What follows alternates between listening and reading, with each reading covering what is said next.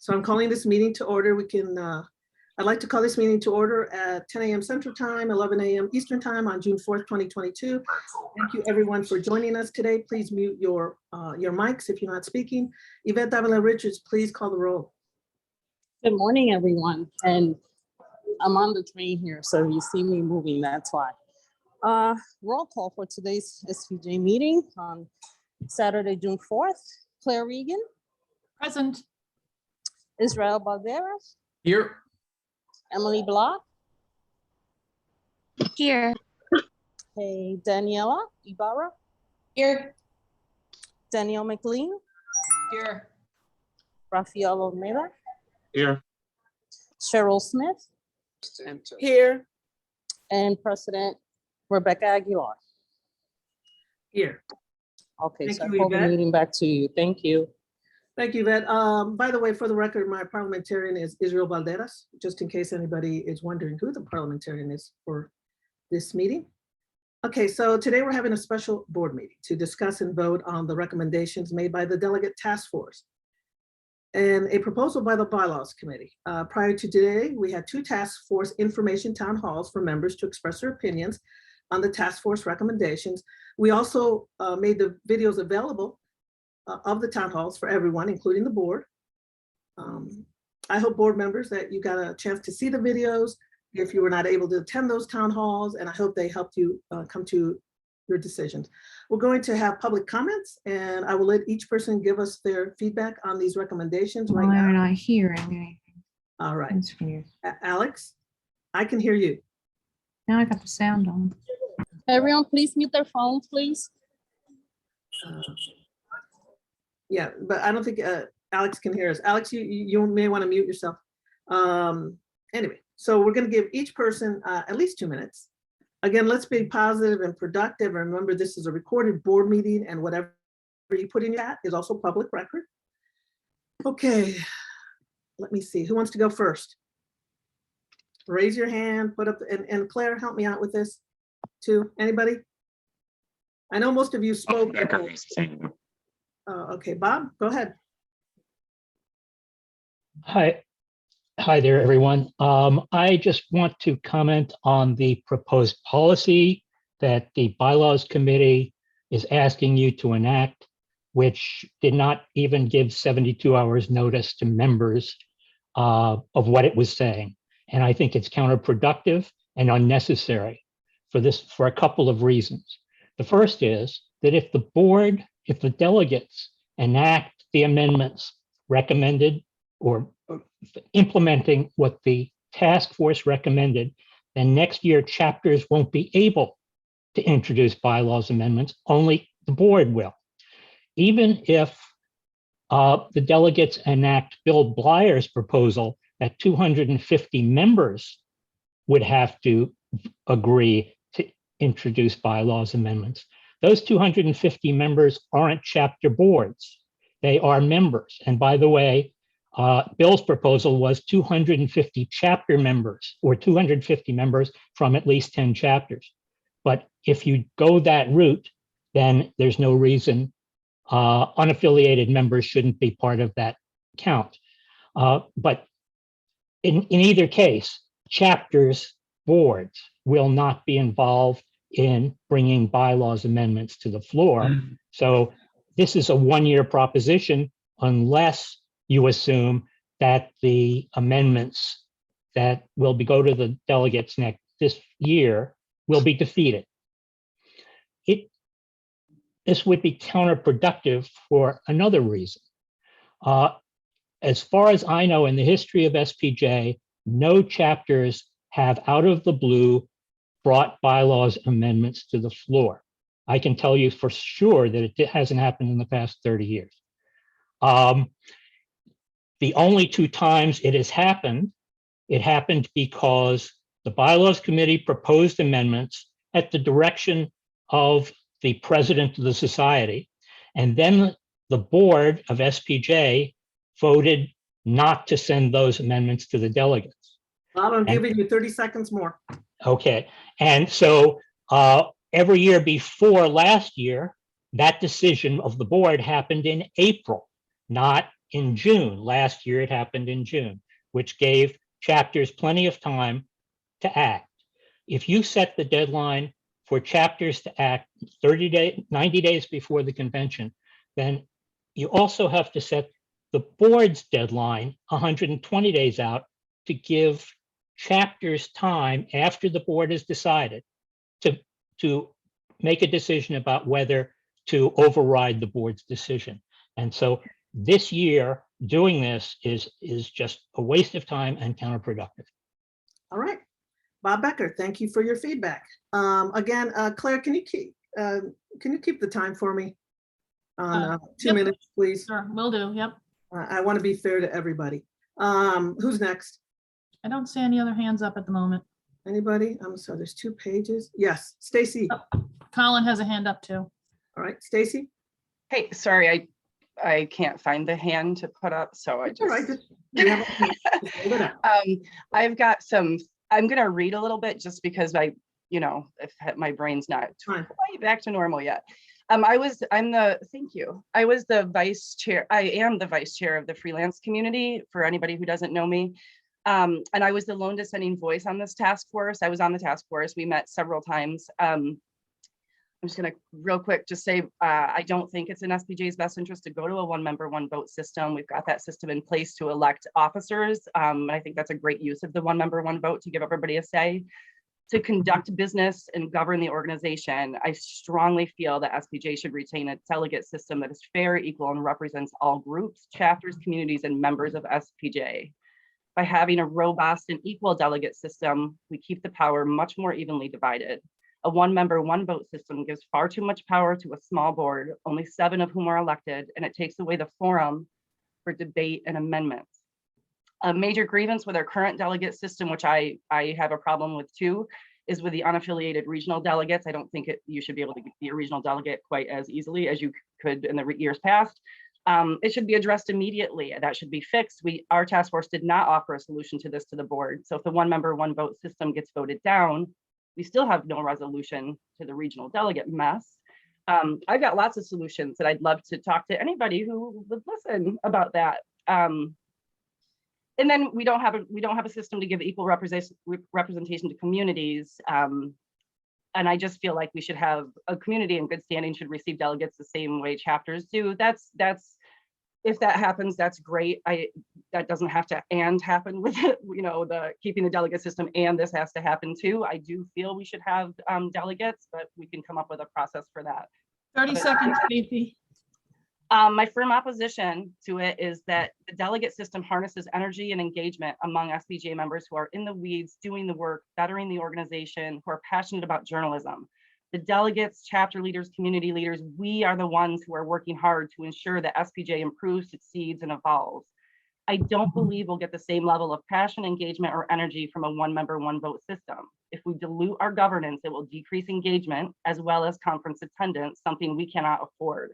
It's a seismic shift for SPJ.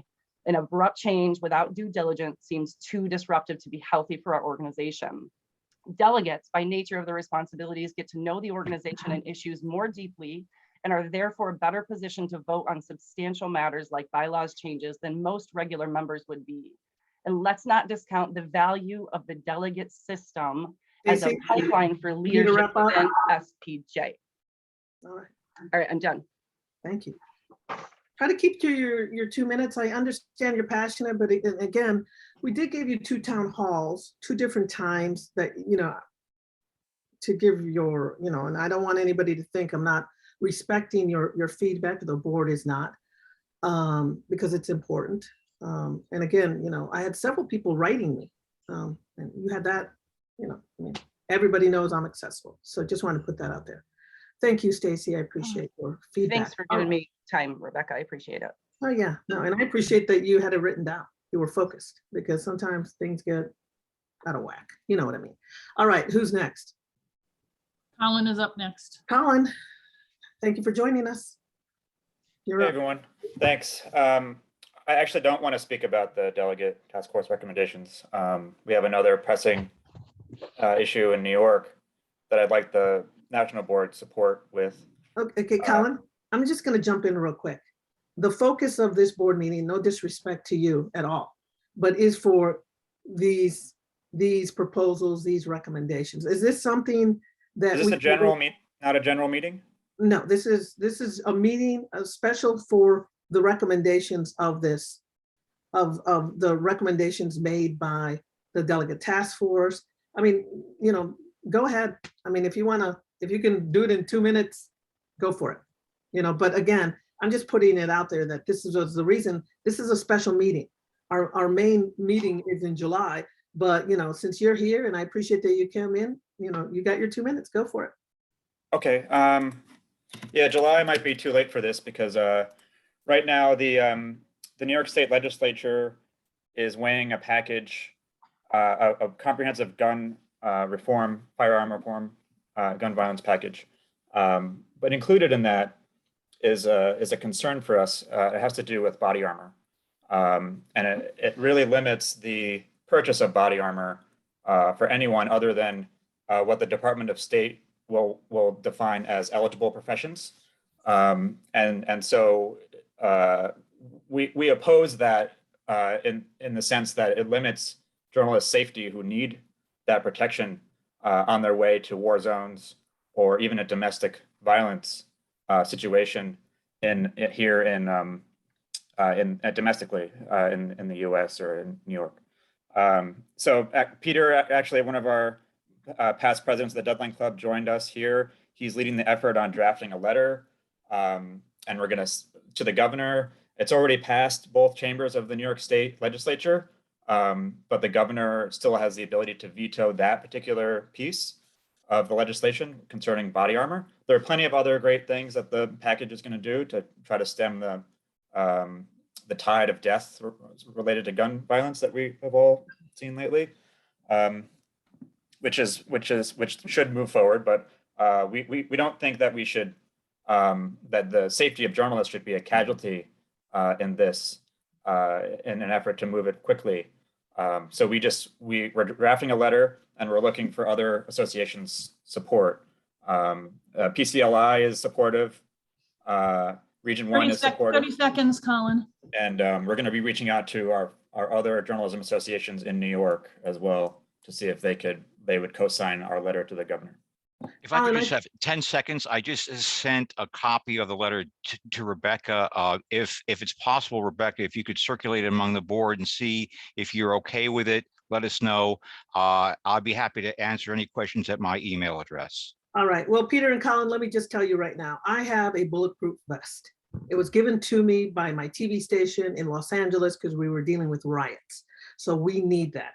We need that protection. I mean, I still have my bulletproof vest. And anytime I see something's going on in Dallas where I think I may need it, believe me, I put it on.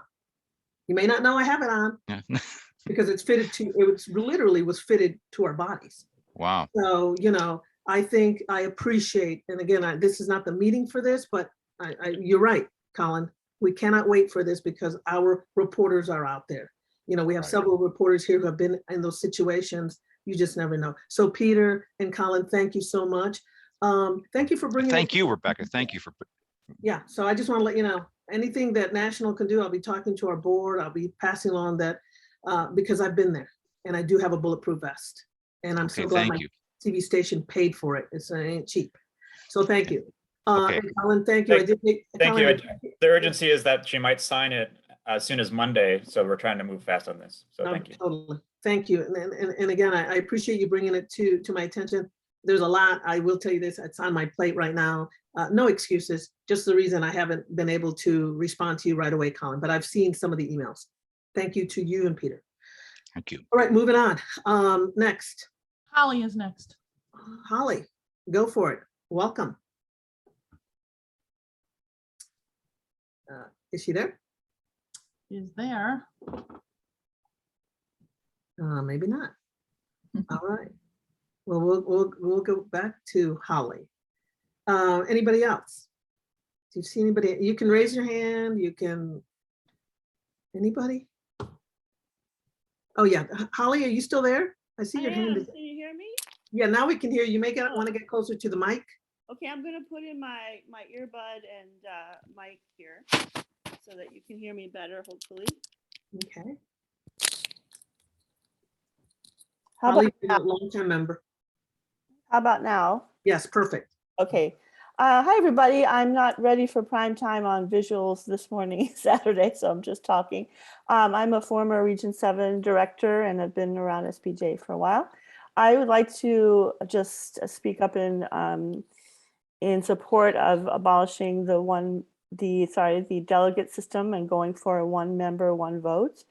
I remember way back in something like 2002 when I first joined SPJ and went to a conference and started getting involved. When I learned the ins and outs of the delegate system, I definitely felt like an outsider in an organization that I was part of. And that was kind of weird. I felt like there was a very core group of people in the organization that tended to make the decisions. And I get that these folks are engaged, highly engaged. But I also think that giving the one member, one vote would have the effect, perhaps, of engaging more people and making more people feel like they really belong to the organization and have a stake in it. It just feels like that could be even a sweetener to people as we try to expand membership, that they own a piece of the organization, that they have a say, and are not reliant on just a core group of people. And perhaps it behooves us as longtime members who are engaged to work on engaging more people, by region or by interest group, 30 seconds, Holly. however you decide to frame it. But anyway, that's my 2 cents. One member, one vote. Thanks for giving me the opportunity to speak. Holly, thanks for joining us today. I appreciate your feedback. All right, who's next? Anybody? Anybody? All right. Yes. Let me see. Anybody? Okay, here we go. Dwayne Pullman. Hi, everyone. Sorry I joined you late. I've given this a great deal of thought. First of all, let me say that while I'm new to SPJ or really recently reconnected with SPJ, I've dealt with several organizations. And for those who don't know me, I'm on the Cincinnati SPJ chapter. I'm also with I'm chairing the Professional Standards and Ethics Committee. And I think the world of this organization. I think it's a beautiful chaos at times. And I think it's a wonderful assemblage of journalists. I think what I'm hearing on the argument here is that, change is difficult. And this is about change. But in other organizations, when I was on the board with investigative reporters and editors, and I was under the tutelage of great journalists who led that organization, it was always one person, one vote. And while there was some pushback at times on it, I think it comes down on this one, in my opinion. I'm not speaking for anyone else but me, that you've got to trust your membership to get it right. And in this one, if we put them in the lane of knowledge, we actually will benefit. This is my opinion, will benefit from having some reinvigoration of younger members getting involved as well. So 30 seconds, Dwayne. I do think that this would be advisable from my point of view. Every organization has this. So that's my 2 cents. I don't speak for anyone else but myself, and I encourage us to go forward and get this over as quickly as possible to move on to more pressing issues of journalism. Thank you. Thanks, Dwayne. Appreciate your feedback. Hazel Becker. Hi, I, as many of you know, oppose the proposal to go to one member, one vote. And I don't want to talk any more about why, but I want to respond a little bit to a couple of the comments that have been made here. I have been active in SPJ off and on since the 1970s, full-time since about maybe the year 2000. And I have watched proposals come to help engage people more in what's going on in SPJ. And if what we're doing now is off-putting, then maybe it is time. I don't think so, but maybe it is time. But I just urge that there be a real concerted effort this time to do the things that have to be done. We've had changes come up and there have been cautions about this is only going to work if we do this, and this is only going to work if we do that. And the nominating committee needs to do this and this, that, and the other thing. And nothing gets followed through. Even the policies that have been put into place don't get followed through. So if you're going to do this, please, please follow through, because this didn't have to come to this. This didn't have to come to this kind of rift in the organization. And it makes me sad. And as 30 seconds, Hazel. As many of you know, I'm pretty much going to retire this year anyway. So y'all will be rid of me for the most part. But I just hope something comes to bring everybody in, including those of us who have been opposed to this movement. That's all I got to say.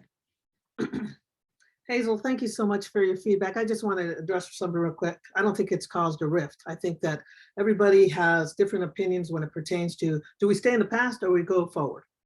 But again, what I appreciate about all of you, whether you're for this or not, is that you're part of the conversation. Part of the conversation. That's what's important in an organization of communicators. To have passion, to have commitment, no hate, no rift. I think that's important. Hazel, nobody said hate. Rebecca. Oh, I know. Okay, Hazel, I understand. I use that word. I'm not saying you used it. And to say that there's not a rift is to ignore that there is a rift. Okay, that's your opinion. Thank you so much. Appreciate it. All right, next. I don't see anybody right now. Stacey, go ahead. Oh, good.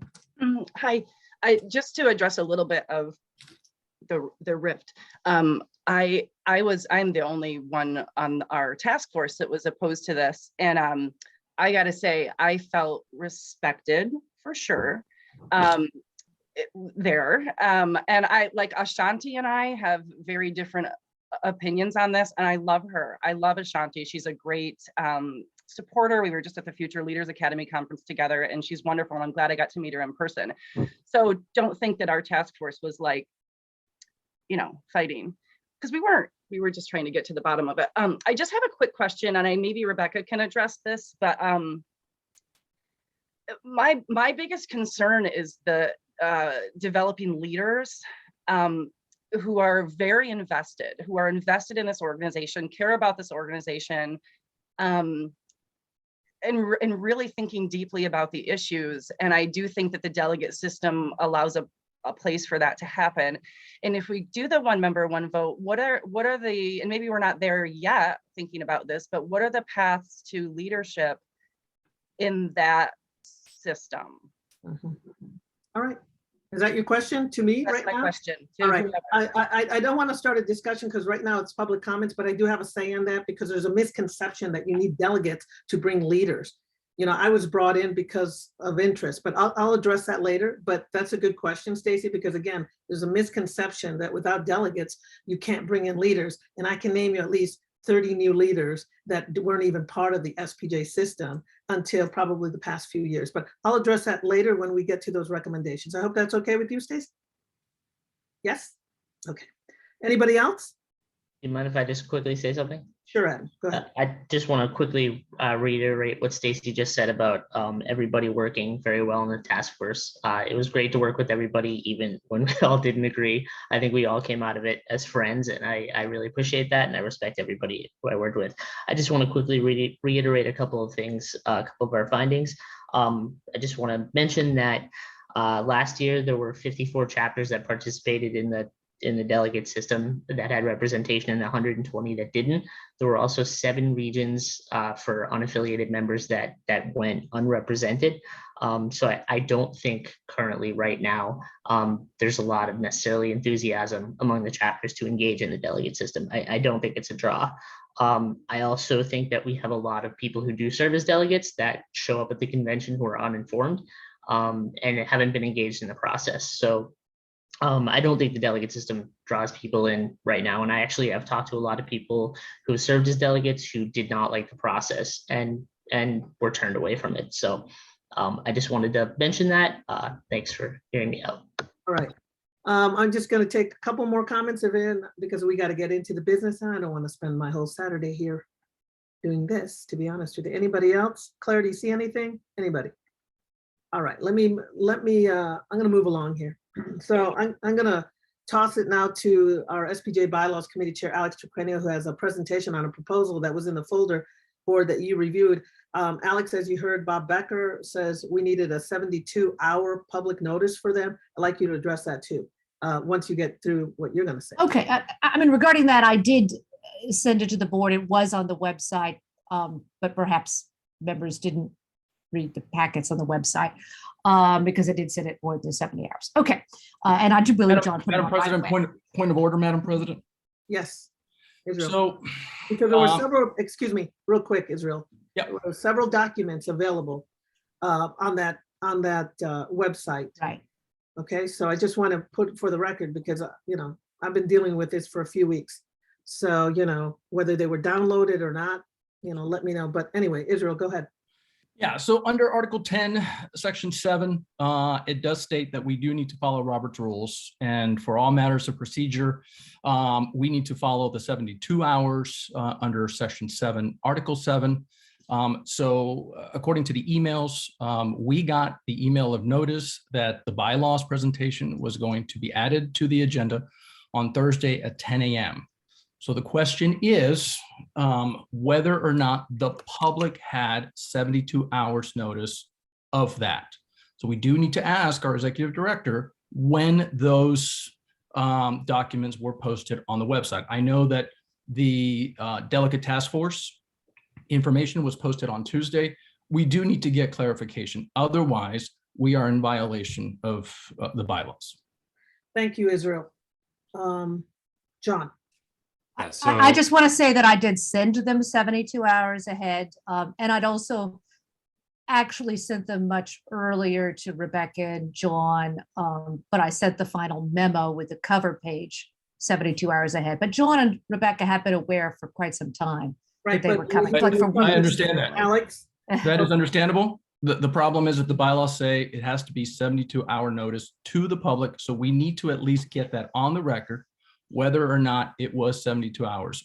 Why it wasn't, that's irrelevant to the bylaws, but okay. Bob is right. Let's hear from John, Israel.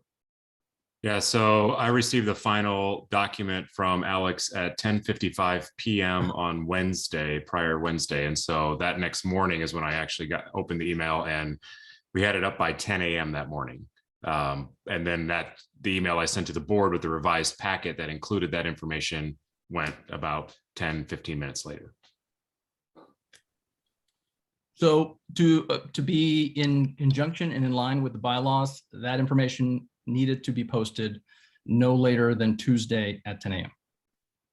All right. So are you saying we can't take into consideration her proposal? That's correct. Not at this meeting. The public did not have due notification under the bylaws. Certainly, we can take this up in the July meeting. And nothing in the bylaws says that we as board members can't circulate within our own emails, concerns that will be raised by the delegate task force. The delegate task force will be raising concerns that are addressed in Alex's presentation.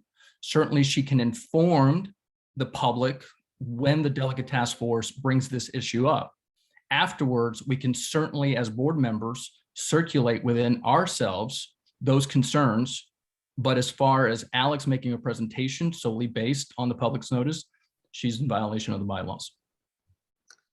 Okay, I was under the impression that the delegate task force had done its job with this, because actually the bylaws are now going to pick up our work, our committee's work, actually writing the bylaws. I mean, that is the next stage in this.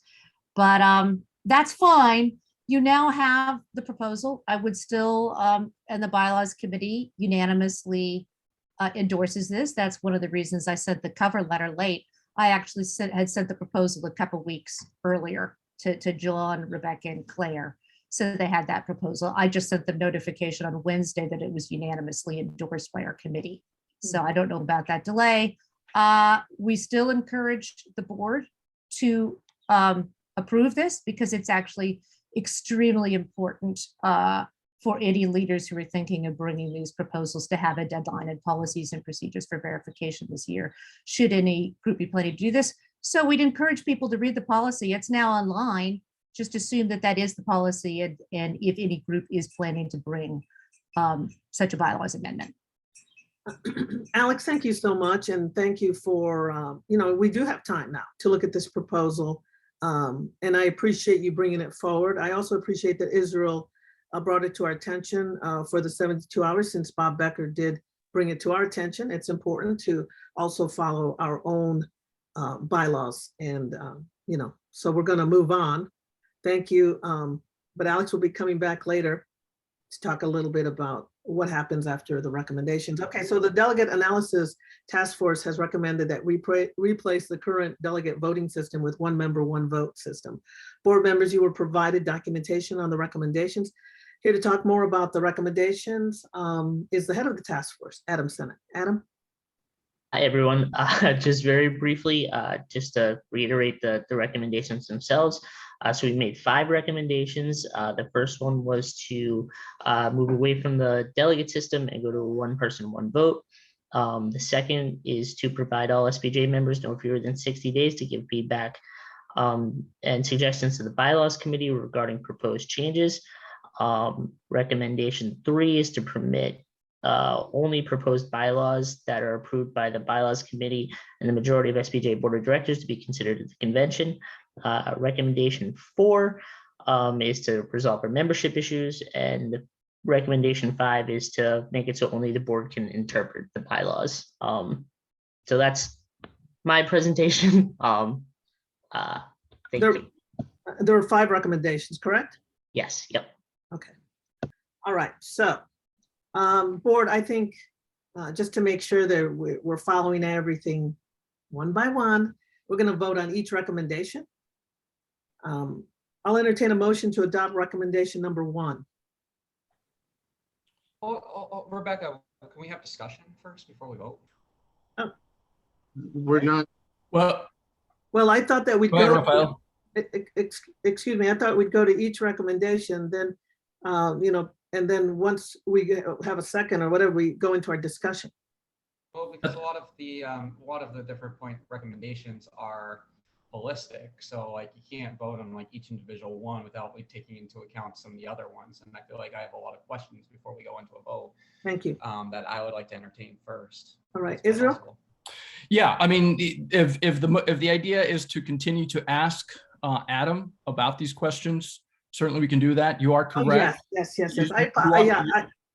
You're right. I apologize. You are correct that we will need to take each recommendation in a separate vote. Once we make a motion to take up the recommendation, then it will be up for discussion per recommendation.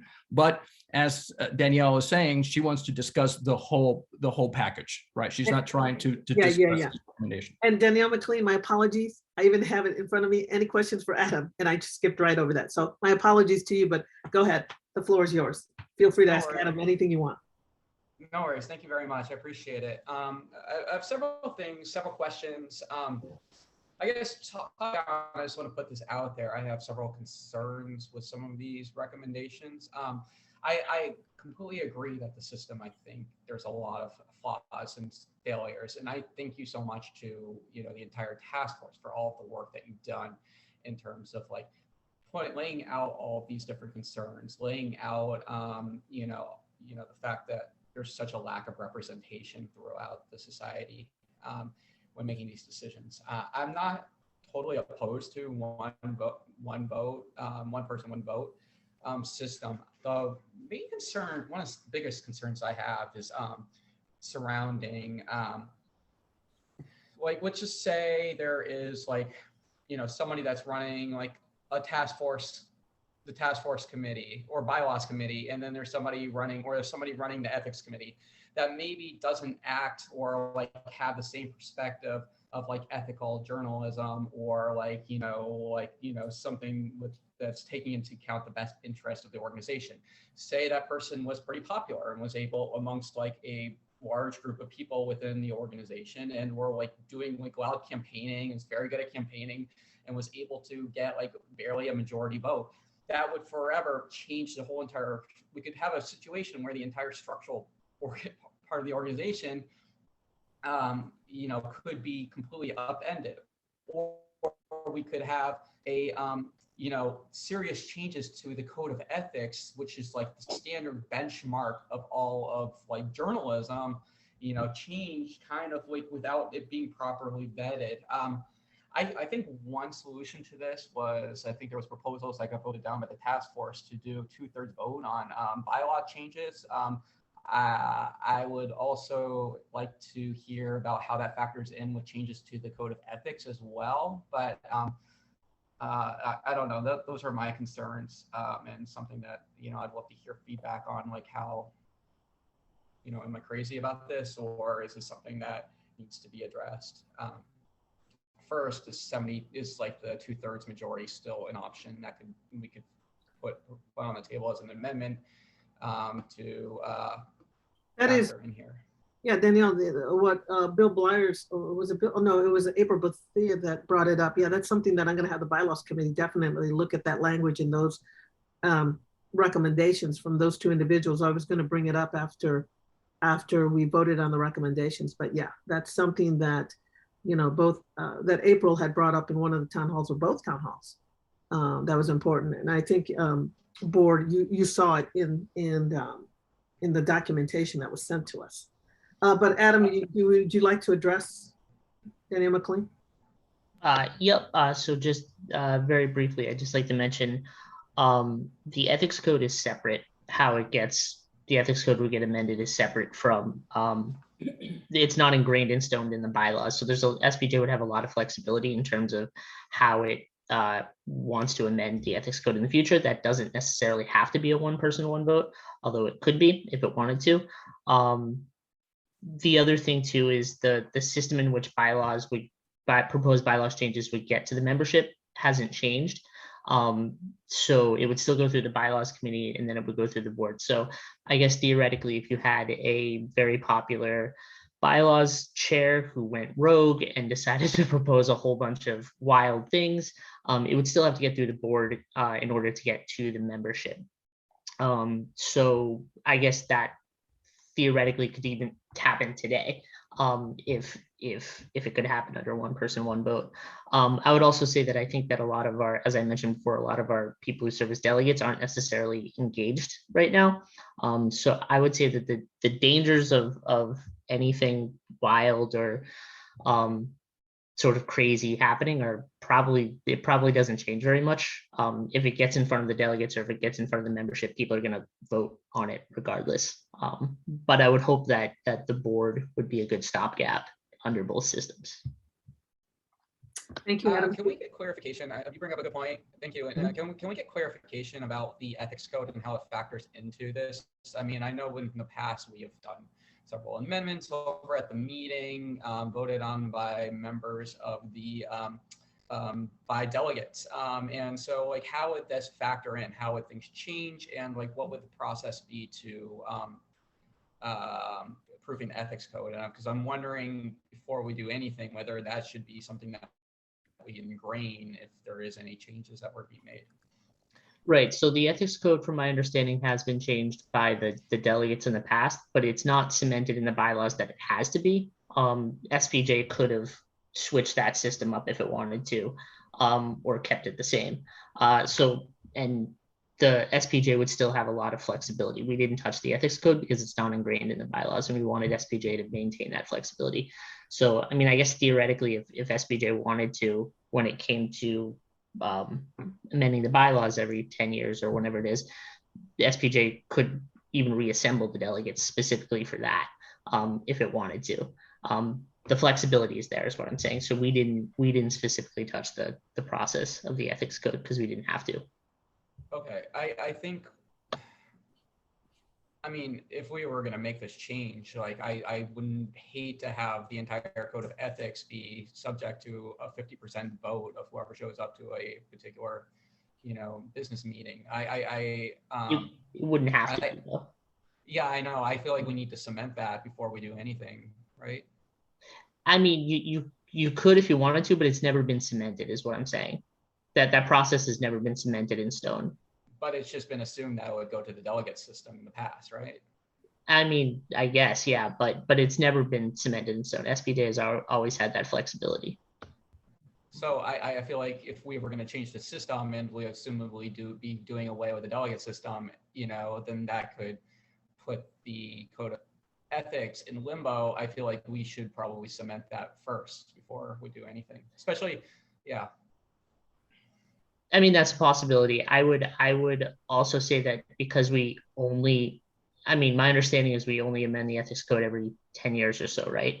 So we would have a lot more time to figure out what system we wanted to amend the ethics code. We wouldn't have to do that necessarily right now. I mean, you could have an entire separate task force on how to amend it, what the best process is to amend the Yeah, but you don't have to do that right now within this short window of time. But like Danielle, you can amend the ethics code every single year. So if if we were to, implement this starting in the fall, and it would be going forward, we could have a system next year where it is 50% vote to make wild changes to the ethics code. I'm not saying that's necessarily going to happen, but it's just a danger that we need to account for. Thank you. Israel Balderas. Yes, I was the person that would say I was responsible for voting down the proposed recommendation as far as the 2/3. I mean, everybody can look at the record of when we voted for this, just to sort of answer Danielle's concerns and then Adam's concerns as well, and what people have said in the town hall. My concern has been that the task force, the mandate of the task force was to look at how equitable we are as an organization to all our members. And the issue is, how powerful can the majority and the minority be in pushing the organization forward, which is what Danielle said, right? Could somebody, make complete changes? I would argue that the organization is much bigger than one person. So my recommendation to the task force was, if we had a threshold of, say, 66% of the vote, right? You could have a majority of 64 members, 64% of the members present who are voting, who want to move forward, which is a high threshold, and yet a very small minority, right, could quelch that approach and stop that momentum. So the idea is, what are the hurdles that are there along the way that make it difficult to make changes to the bylaws? Now, what I would say is the task force didn't pass that recommendation to the board, but nothing in the resolution says that the board has to adopt either the recommendations that passed or the recommendations that didn't pass. And Adam, you can hold me accountable to this, but if the board decided that they wanted to ignore the majority who recommended not to have a 2/3 threshold, certainly the board could vote to say, thank you very much, Israel Balderas, we disagree with you. We are going to go ahead and move forward with the minority who voted for the 2/3 and let the bylaws take a look at the language. And we still would have to vote on that when the bylaws changes come. All right. Danielle McLean, anything else you want for? Yeah, I mean, I get that. You know, I get that. We all see the Senate too, and it's completely, you know, and it's, you know, impossible to pass most legislation in the Senate. Right. So I get that concern. I think like bylaw changes really do need to have a very high level of scrutiny when making changes to them. When we're making major organizational changes to, you know, this great nonprofit, like I feel like when you know, majority, I think, you know, we're not the U.S. Senate. You know, we're not the, you know, American government where, you know, it's, you know, we're not like a representative government. We are like a professional organization. And like when we do make changes to our bylaws, when we make changes to our ethics committee or our code of ethics, you know, we are, you know, making major structural changes. You know, those really have major implications through the entire society. And I think the threshold to making those changes needs to be extremely high. It needs to be with people that are currently very engaged with the organizations, understands the, you know, structural history of the organization, and like needs to meet a very high level of scrutiny. And so that's my argument in terms of that. I have other questions surrounding procedure. All right, but like real quick, I just you know, want to jump in here real quick. One of the things, and again, I'm a member of IRE, NHJ, NPPA.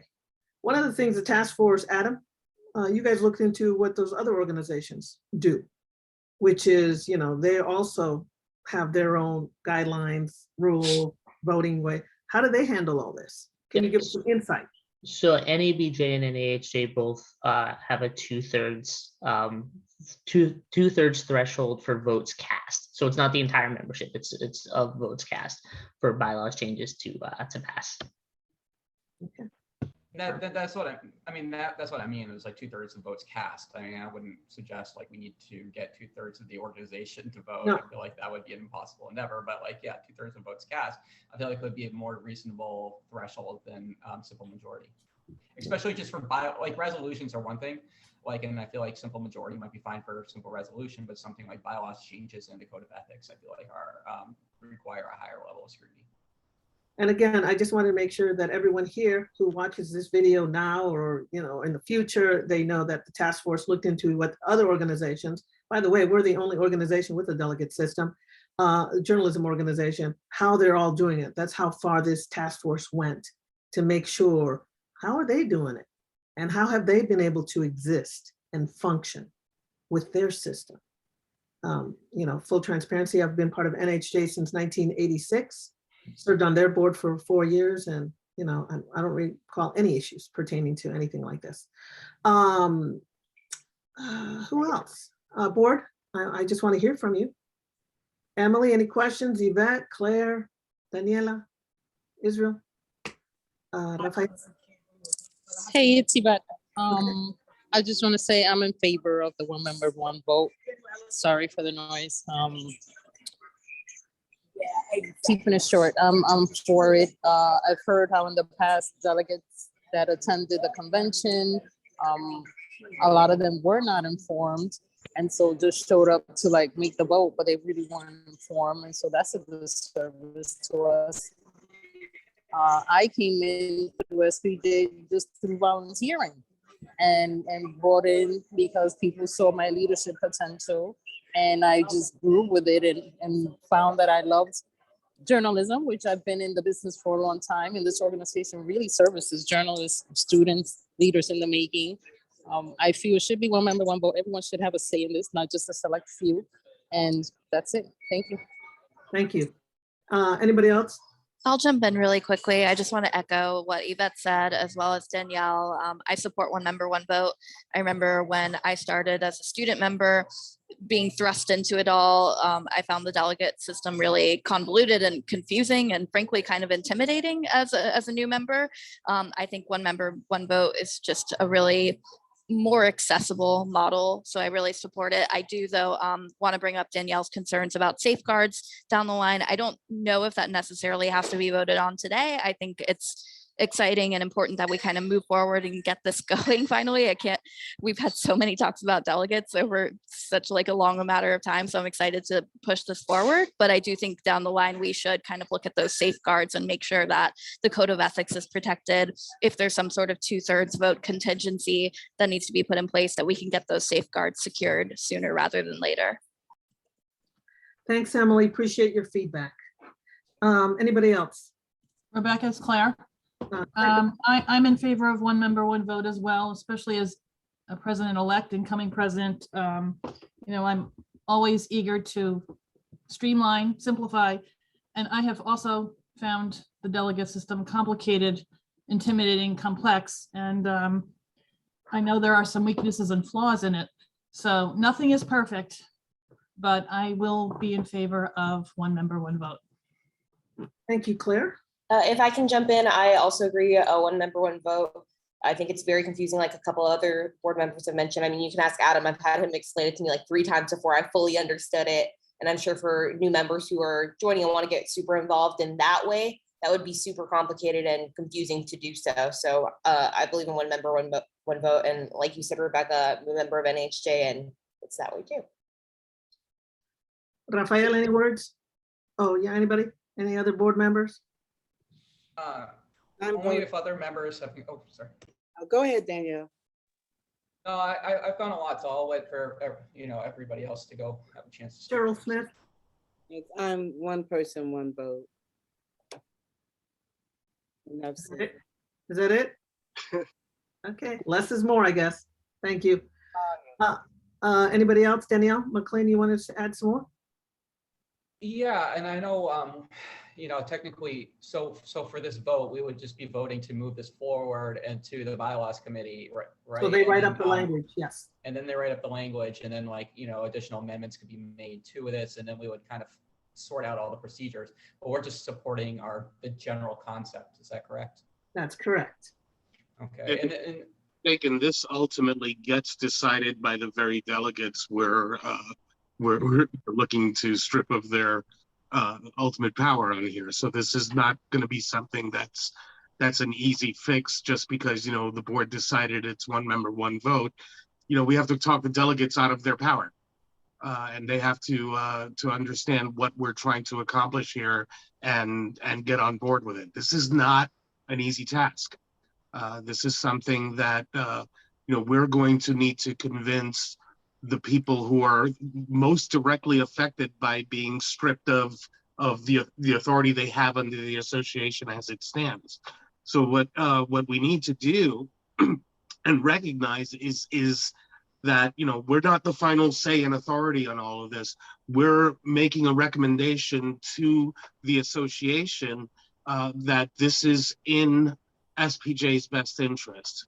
We're going to need to convince everyone who votes for this ultimately is going to have to be somebody who says this is a power that is better invested in the membership at large and not on me as a delegate, as a connected member, as somebody who knows the right people and attends the right meetings. And I wanted to say that because one of the things that I think is lost in all of this is that knowledge that we're not trying to do something without we're not trying to steamroll our way over the delegates. We need them. We need their input. We need there's a word I'm looking for that I'm missing right now. We need their endorsement. A few years ago we talked the regional coordinators into not being full board members. I mean, it's just, you have to convince people to give up a little something to give it to the membership at large. And Hazel, I just saw your notes, so thank you. I think that's part of the dialogue that's going to be taking place over the next few months. I think it's very clear what direction we're going in, but we need By the way, Rafael, since you've explained that so well, your thoughts on the process, since you are a former NHJ president, Unity president. My thought all along has been that we have been set up as an association for a century with a legacy of being a fraternity. And we're organized as a fraternity and we conduct business as a fraternity.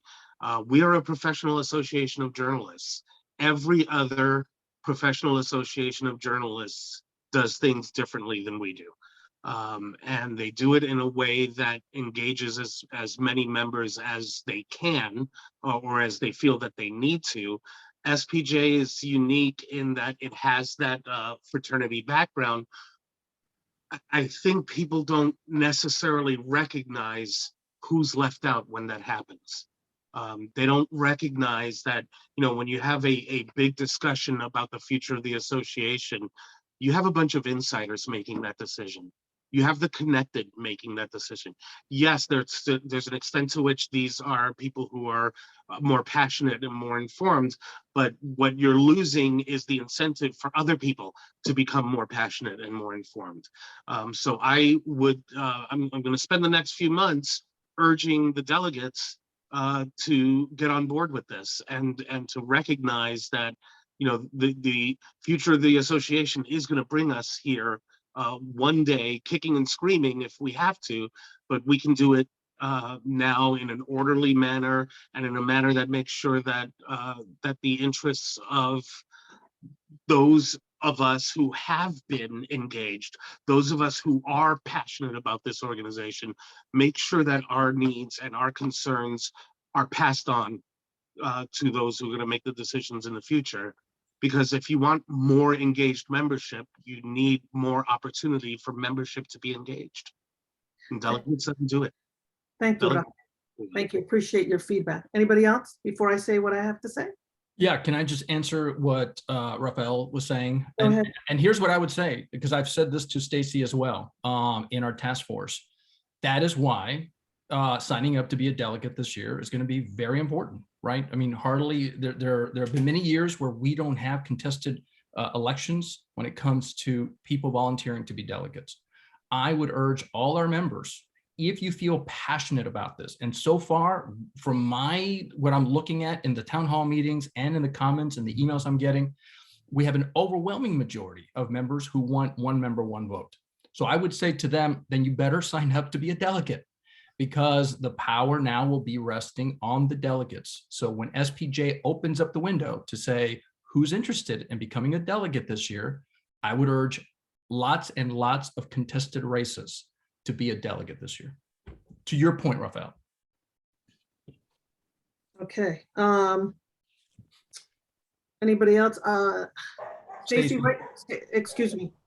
Right now, I need to hear from the board, Danielle McLean. I just want to let you know, and I'll get to Stacy in a minute, but any other board members? Right. Yes, Danielle, go ahead. Yeah, so maybe this is premature because this goes through the bylaws process, you know, after we would vote for this, but you know, do we have like an understanding of like what the general procedures would look like? Like, so like this would, you know, if, you know, this system were implemented, it would have 60-day, it would be voted on by the Bylaws Committee, 60, you know, need to be 60 days before before the meeting. Like, would there be debate before like any bylaws changes? Like what would that debate kind of look like before it would be voted on by all the members at the committee? And what would that vote kind of system look like? Would that vote be like when we're doing general elections? Would that vote like open up and start during the business meeting and there'd be like 48 hours to make the vote? Or like how would that work? Israel, do you want to address that? Or Adam is still there too. I can do that, or though Alex, since she's the Bylaws Committee chair, actually she's the one that can best describe what, to Danielle's specific question, because number one, she'll be responsible from here through the conference. So I would defer to Alex. I'd be more than happy to do that, but Alex is the expert in this area. Alex Trequenio? Hello, is she still? Alex? Okay, not hearing her. Yes, you're on the Bylaws Committee too. Go ahead. I'm the vice chair of that. I can tell you that what we would end up doing on the committee is primarily drafting language that reflects what the board votes on. And we have I don't have the dates in front of me, but we have a very tight deadline to work with. We expect to be back in front of the board with the wording, the recommendation for wording on a relatively short time frame. But we do have an attorney, a nonprofit attorney on our committee. We have definitely very engaged members, and we've been talking about exactly what kind of phrasing these changes would how these changes would be phrased so that we can have something for you to consider as a full board as promptly as possible. So that's as far as that's concerned. Then it goes, when after it gets to the board decides, these are the bylaws changes we're going to recommend at that point. Those are the deadlines that we need to meet. I believe it's early August that we have to be finished by. But our information will be ahead of you long before that. Thank you, Raphael. That's very helpful. I mean, would it be prudent to put up, because I think one of the major concerns that I have is the 2/3 vote threshold in terms of Again, this. Like, I know that would be something that would go back to us to vote on, like after that bylaws. there are Is that two, something? Danielle, at the two board meetings, Bill Bliers and April Bethia April brought up the 2/3. That is some language that's I'm going to recommend to the Bylaws Committee to definitely look into their recommendations. The 2/3, April Bethia had brought that up, and it's in the documentation that was sent to you. So anyway, just wanted to let you know. So and Rebecca, yes, again, we can take a vote after we vote on the recommendations, which we're going to have 5 different votes. Each recommendation will have to be voted on. Right. At the end of those 5 recommendations, if the board decides that it does not want to take the recommendation of the task force of the 2/3, you can certainly vote on this today if there's a majority of people, or you can send, or again, it could be sent to the bylaws. Anybody can send stuff to the bylaws. But I will say there's still an opportunity, and I speak that as a person who voted against the 2/3. Nothing in the resolution from the conference said that the board had to take all the recommendations and only the recommendations made by the task force. And again, Adam has made this clear time and time again, so Adam can also speak to this issue. Adam? Yeah, very briefly, Israel's right. The board is considering our recommendations, but it doesn't have to limit itself to that. So. All right, well, we can vote on what April Bethia recommended. So, when we get to that, we'll get to it. Danielle McLean, anything else? Yeah, I mean, I think I'll support the motion just to bring it forward and to let it go through the bylaws process at this point. So I'll support the task force recommendations. I want to put on the record, though, that I do think that the 2/3 threshold is important, and I also feel like we need to codify the code of ethics and the procedures for changing that before we change anything else as well. Thank you for putting that all on the record. Appreciate it. All right, Stacy, again, go ahead. I'm glad Raphael brought that up about the delegates basically have to vote themselves out. I think we shouldn't underestimate that. And we don't have a backup plan. Let's say they don't vote for this. We don't have any fix to the unaffiliated regional delegate, which I think is the biggest problem with the current delegate system. That said, too, with the unaffiliated regional delegates, voting for this or against this, those people are going to have a lot of power. I asked last October 5th if I could be an unaffiliated delegate for Region 1. I was told that forms would be sent in April or May of this year. I have not seen those. I might have missed that. So I'm not saying they're not out there, but I was told that it would be all over the website. It would be in Leeds, and we'd have a form to fill out to be an unaffiliated delegate.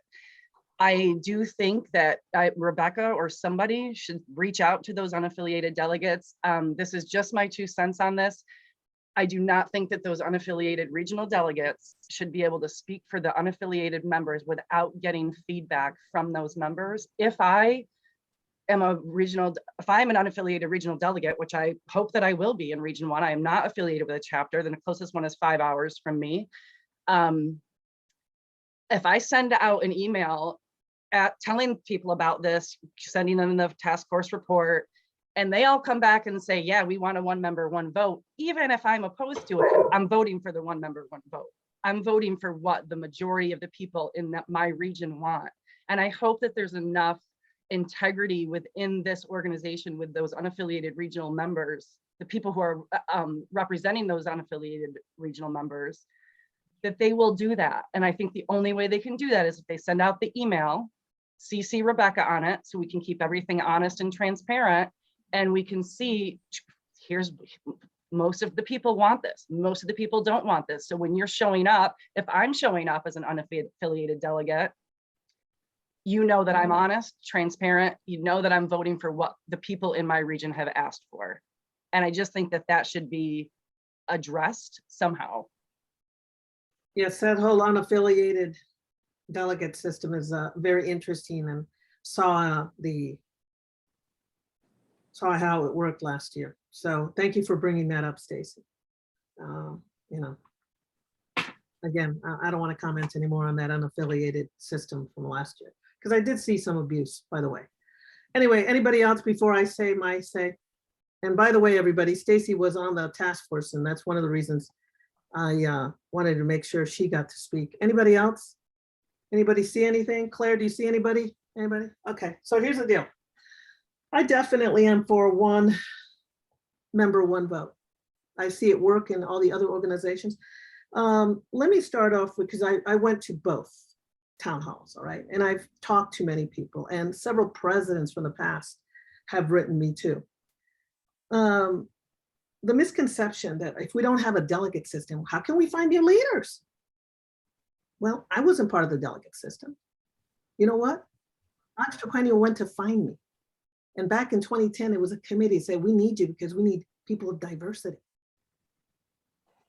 In fact, many of the, I'm the one that recruited Daniela Ibarra, because I said, hey, look at this organization. Look what it has to offer. We are all our own network.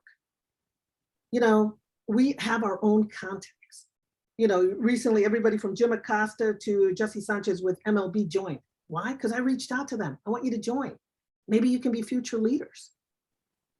So while anybody may think that the delegate system grows new leaders, sometimes I think they get stuck in there. Sometimes just calling out, it can be a clique of people that they bring up their own, which is cool if you want to play that game. But to me, I like equal opportunity from ages. I mean, we got young people like Daniela and Emily, look at them. And then you got people who are older. I'm in my 60s, right? I recruit people of different age. I recruit people that are on the verge of retiring, but they're still working journalists who know what we're facing out in the field, guys. From what Daniela faced in Tulsa to the people in Uvalde, right? You're gonna find leaders. And while people claim that the delegate system grows the next crop of leaders, I'm sorry, that's a misconception. Secondly, bringing in new members, of course. All of us have our own network. We bring in our new members. By the way, I think, and please mute your mics as I speak, please, out of respect for us who are speaking. John told me that, since September, I believe, or can you help me out? Are these Yvette, you need to mute yourself, please. We have more than 1,500 new members, I believe, since September. I'm sorry, can't give credit to all the delegates on that one. We're bringing them in because they believe in journalism. They believe in what we're doing. Not because they're going, do they have a delegate system? No. They're doing it because they care about journalism. That's why. That people, I also believe that, another misconception. Oh my gosh, get rid of the delegate system? No one's going to show up to the convention. I mean, at least we have those 200 people, At let me just say, NHJ, NABJ, they're the convention in Vegas. They're running out of hotel rooms. People are like, can I still get in? NHJ all the time. NABJ sells out like crazy. IRE, I'm going to IRE in Denver, no problem. Do they have a delegate system? No, people show up because they care about journalism. They care about what we're doing in the field. And again, or in the classroom, in the newsroom, students care.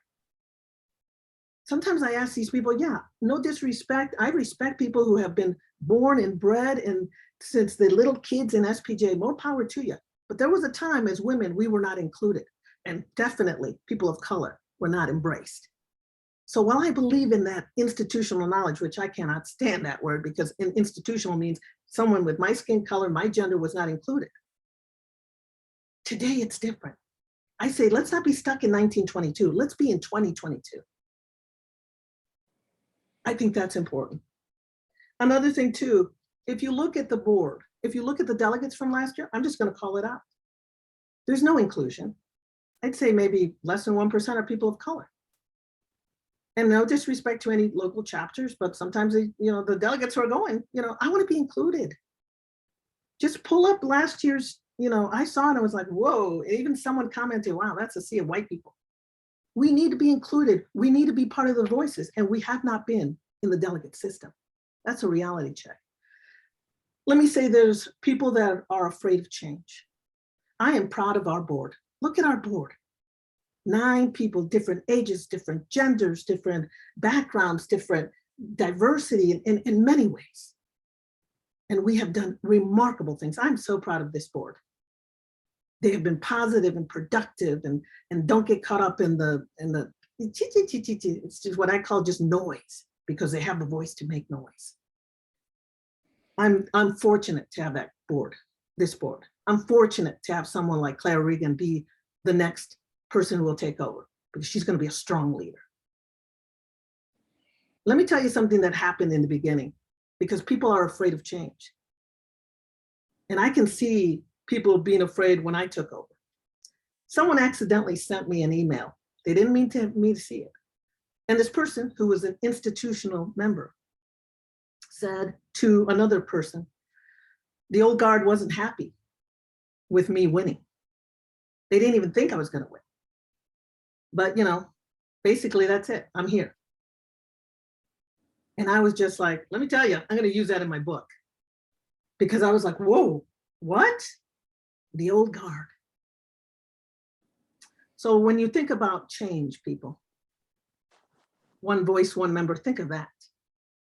We need everybody to have a voice, whether they're as young as Daniela, whether they have my skin color, whether they're a different religion, whether they're LGBTQ, we each need a voice. One of the things I said, because they're trying to start one of those HOAs in my neighborhood, I don't want my neighbor telling me what plants I can plant, how to paint my house, what I can do. No one speaks for me but me.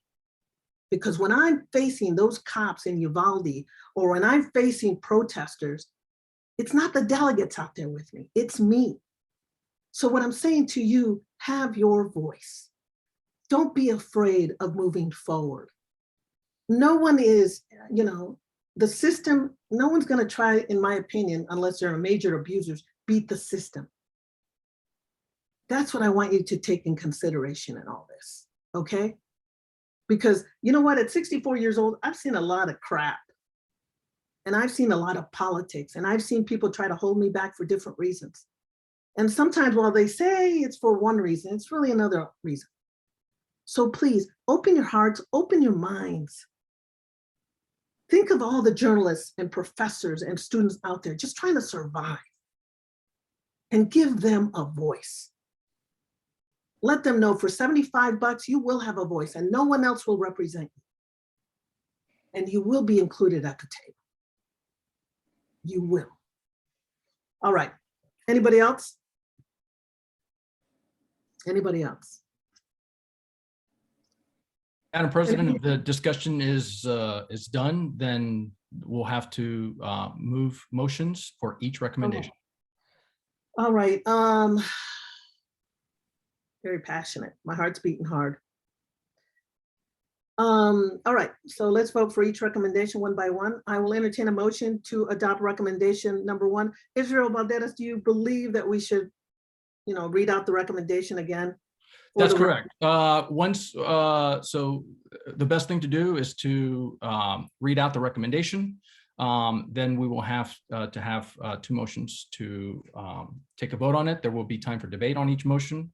And if the debate is closed, then we can move to vote. So with that in mind, let me go ahead and read the recommendations that were passed by the task force first. All right, so here, excuse me, so what we're gonna do is one by one. So first of, I'll entertain a motion to adopt recommendation number one, but you wanna read it first? That's correct. Recommendation number one, abolish the delegate system and follow the principle of one person, one vote for voting on SPJ resolutions and bylaw amendments, and permit all members in good standing to vote remotely on bylaws and amendments. Is there a motion to move that recommendation forward to the board? So motioned. Is there a second? I second. All right. I second. Up for discussion? Well, don't we have to, yeah. You discuss and debate each motion? Right, and if real not, quick, just for the record, just real quick, Emily made the motion, and I'm sorry, who's second? Daniela. Daniela Ibarra, second, all I right. thought it was Discussion, please. Any discussion? No discussion? Okay. All those, I'm sorry, let me just, I wanted to thank everybody for the attention that they've paid to this. And I hope that the people who are listening to this either now or in the future recognize that, if we're not having a discussion, it's because we've deeply considered these questions for the past several months. It's not because we're taking this lightly. It's because we're taking our members very, very seriously. And our call here is to trust you as members to make the decisions that are best for the association. So I want to be clear on that we're not, just because there's no discussion doesn't mean that that we haven't been doing our due diligence and making sure that this is a serious proposal considered seriously. and just to follow up on that, you're right. I mean, we had, if we had two task force information nights. We've had the documentation, on the website. We ourselves as board members have had this documentation. Now, we don't take this job lightly. We, for me, it's members number one. I am doing this for the members, nobody else. So thank you, Rafael. Anyway, so any more discussion on that? And recommendation number one. Okay, so. if discussion and debate are over, Madam President, you can move to a vote. All right. All Can we, right, number one. excuse me, can we do it? Do we need to do it one by one, or can I just say all in favor, please say aye? I would recommend highly that we go ahead and put it as best as possible. Cross our T's, dot our I's. I would go one person at a time. All right. All right, so. Oh, sorry. I had my hand raised for discussion. I don't, point of order, Madam President. Yes, We yes, are, yes. and we're on the vote for the recommendation. The time for discussion for the public was prior to that. Yes, thanks for coming in, but yeah, we had public comments earlier. And so Okay, sorry. Go ahead. it's all right, but thank you for wanting to say something. I appreciate it, and feel free to put what you want in the chat. All right, so Yvette is kind of walking through. Claire, do you want to call out the names for the votes? Yes. I can do it. Oh, can you? Okay, let's do it. Sure. So Claire, wait, do I have to say it like based on the recommendation of the first motion? Claire, how do you vote? We're doing yay and nay. Sure. You can say yes or no. Recommendation one, yes, yay. Israel, Recommendation one, yes. Emily, Yes. Daniela, Yes. Danielle, Yes. Raphael, Yes. Cheryl, Yes. for myself, I vote yes. And Rebecca, Yes. All right. so it's unanimous. Unanimous. So the motion carries. So right. recommendation number one, we'll move forward to the Bylaws Committee for consideration of language. Thank you. All right, so we're going to entertain a motion to adopt recommendation number 2. Israel. Number 2, provide all members no fewer than 60 days to give feedback and suggestions to the Bylaws Committee regarding proposed bylaws amendment prior to the SPJ Board of Directors approving the final language of those proposals and eliminating the opportunity for further changes to proposals at the convention. All right, any? Okay. Israel, I'm sorry, could you repeat it? Sure, absolutely. Recommendation number 2, provide all SPJ members no fewer than 60 days to give feedback and suggestions to the Bylaws Committee regarding proposed bylaws amendment prior to the SPJ Board of Directors approving the final language of those proposals and eliminating the opportunity for further changes to proposals at the convention. Is there a motion to entertain? So moved. Is there a second? Raphael? Second. I'm sorry, who's second? Danielle. Danielle. All right, so that's a motion by Rafael Olmeda, a second by Danielle McLean. Any discussion? Any discussion? All right, let's move to the vote. Yeah, I'm sorry. I want to be clear here. Israel, you were on the committee. Danielle, I believe you were as well. The idea here is that we can't have a last minute change on the floor that drastically changes the motion that we're voting on, and all of a sudden somebody basically throws a wrench in the works at the last minute for a proposed bylaws change. Is that, do I have the correct understanding there of the intention of this? To answer your question, recommendation 2 goes with recommendation 1, right? And recommendation 3. So while we are voting for each recommendation, it's a series of dominoes, right? That one goes with the other. And so part of that is the understanding of members being able to still weigh in on the bylaws amendments proposals. Because recommendation 1, which this board has already voted to move forward to the Bylaws Committee, right now says that there's a process now for one person, one vote instead of the delegate. All right, so if we propose something and somebody suggests a change to that, it has to be in that 60-day period. It has to be, that's the feedback period. That will be the window. Okay. And Danielle, you can, obviously you could also, he asked you as well, so. No, I think you explained it the best. All right. All right, let's take a vote. Claire? So Raphael, Yvette, start over, please. now we're going to roll call. Claire, how do you vote for this? I vote yes. Israel? Recommendation 2, I vote yes. Emily for recommendation 2? I vote yes. Daniela for recommendation 2? Yes. Danielle for recommendation 2? Yes. Raphael for recommendation 2? Yes. Cheryl for recommendation 2? Yes. Yvette Richards, vote yes for recommendation 2. And Madam President, Rebecca, how do you Yes. vote? All right. Vote is unanimous. The motion carries. Recommendation 2 goes to the Bylaws Committee for consideration of language for the conference. Moving on to recommendation 3, permit only proposed bylaws amendments that are approved by the Bylaws Committee and a majority of the SPJ Board of Directors to be considered during the convention. Is there a motion to entertain? I move to entertain. Is there a second? Second, Claire. Okay. So motion by Daniela Ibarra, second by Claire Regan. Any discussion, please? Any discussion? Okay, no discussion. All right, vote.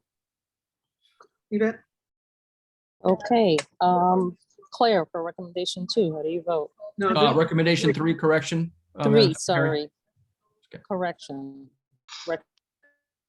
I vote yes. Sorry, I froze here. I didn't hear you. I vote Oh. yes. Claire? Oh, I'm sorry.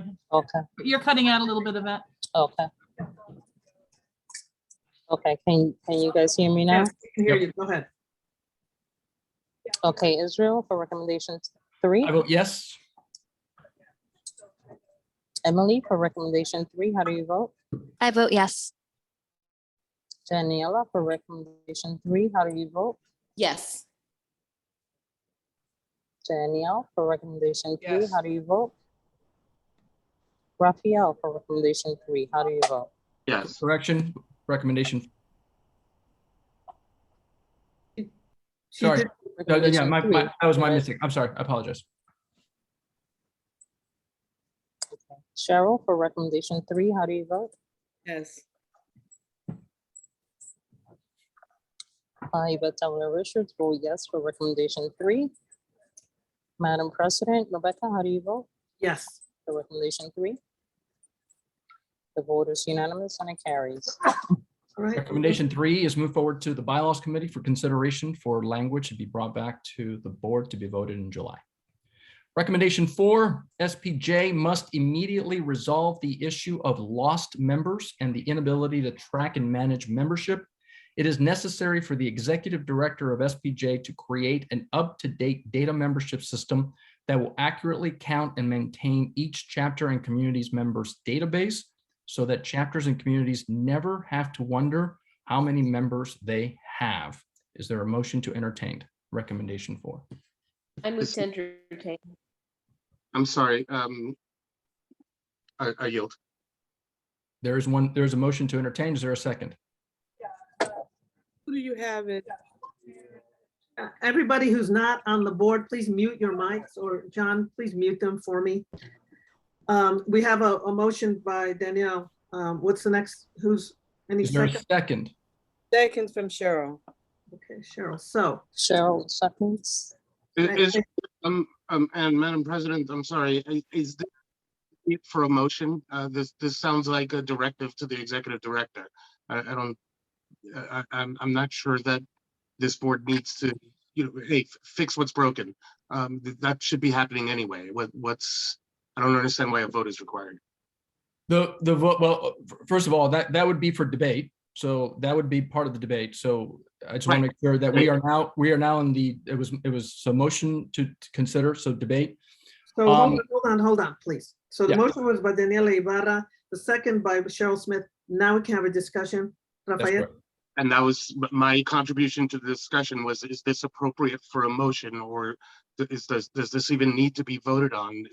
We're talking about the functioning of the association.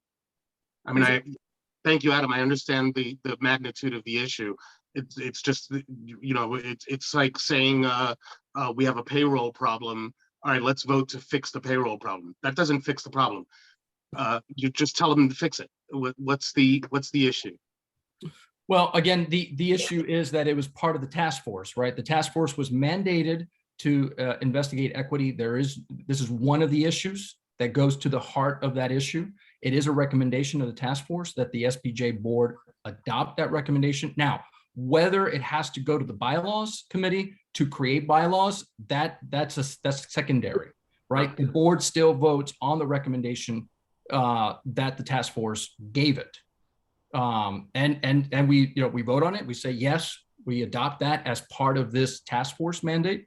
Whether it's how it's fixed, that Adam is right. It continues to be an issue. Chapters were complaining about this just this week. Whether or not you, as a member of the bylaw, once you get the language, whether or not there's something for you to do, that's going to be up to you as the bylaws committee. If I may, I agree that the issue is obviously really pressing and important and something that we've been talking about for a while. But I tend to agree with Raphael that doesn't this become a slippery slope? Doesn't this, if we vote on this as a board, doesn't it turn into, well, we're going to have to vote every time there's an issue with, for example, like payroll or something else minute that should not have to do with the board vote, that should just be getting fixed and addressed in general. I tend to agree that this seems more like a statement than something that we should be voting on. Yeah, certainly we can debate that, and certainly once it's up for vote, members who disagree that this is a part of the procedure, they can vote against it. I would say this was not part of any kind of payment or anything dealing with the office. This was part of the task force, and it found that one of the issues that it was given as a mandate was this, right? This was through fact finding. This was through interviews. This was a long process. So if the task force made a conclusion that this is part of the package, then we now have to vote on it. We can certainly vote it down if there's a majority, but I would argue that this is part of the entire portfolio, And right? Can I jump in real quick? And it's not about it going to the bylaws, it's making sure that our membership knows that we're taking this issue serious. So you can't imagine how many issues with membership and the database I've been bombarded with. You can't imagine. I won't even get started.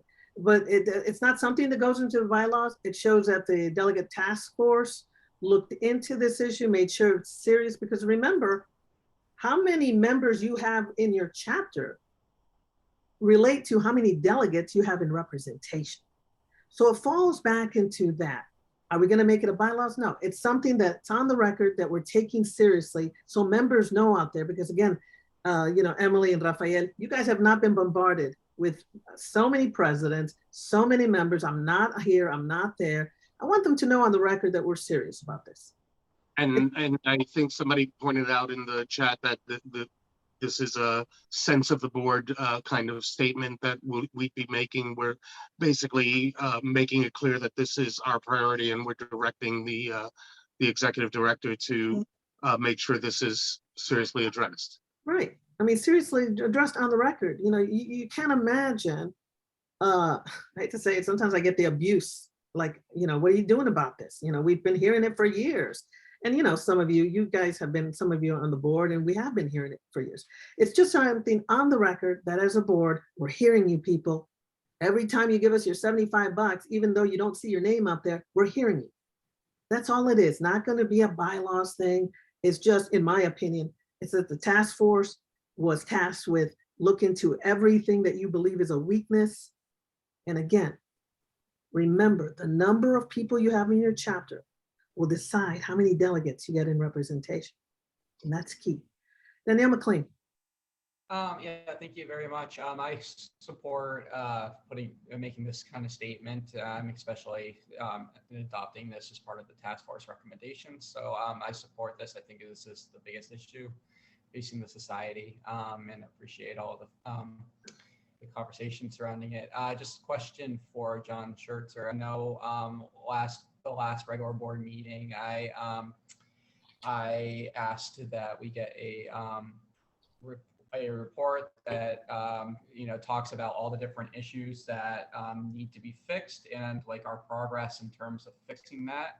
Are we still on pace to get that at our next regular board meeting? And do we have kind of like a 30-second overview update about where we are in the process?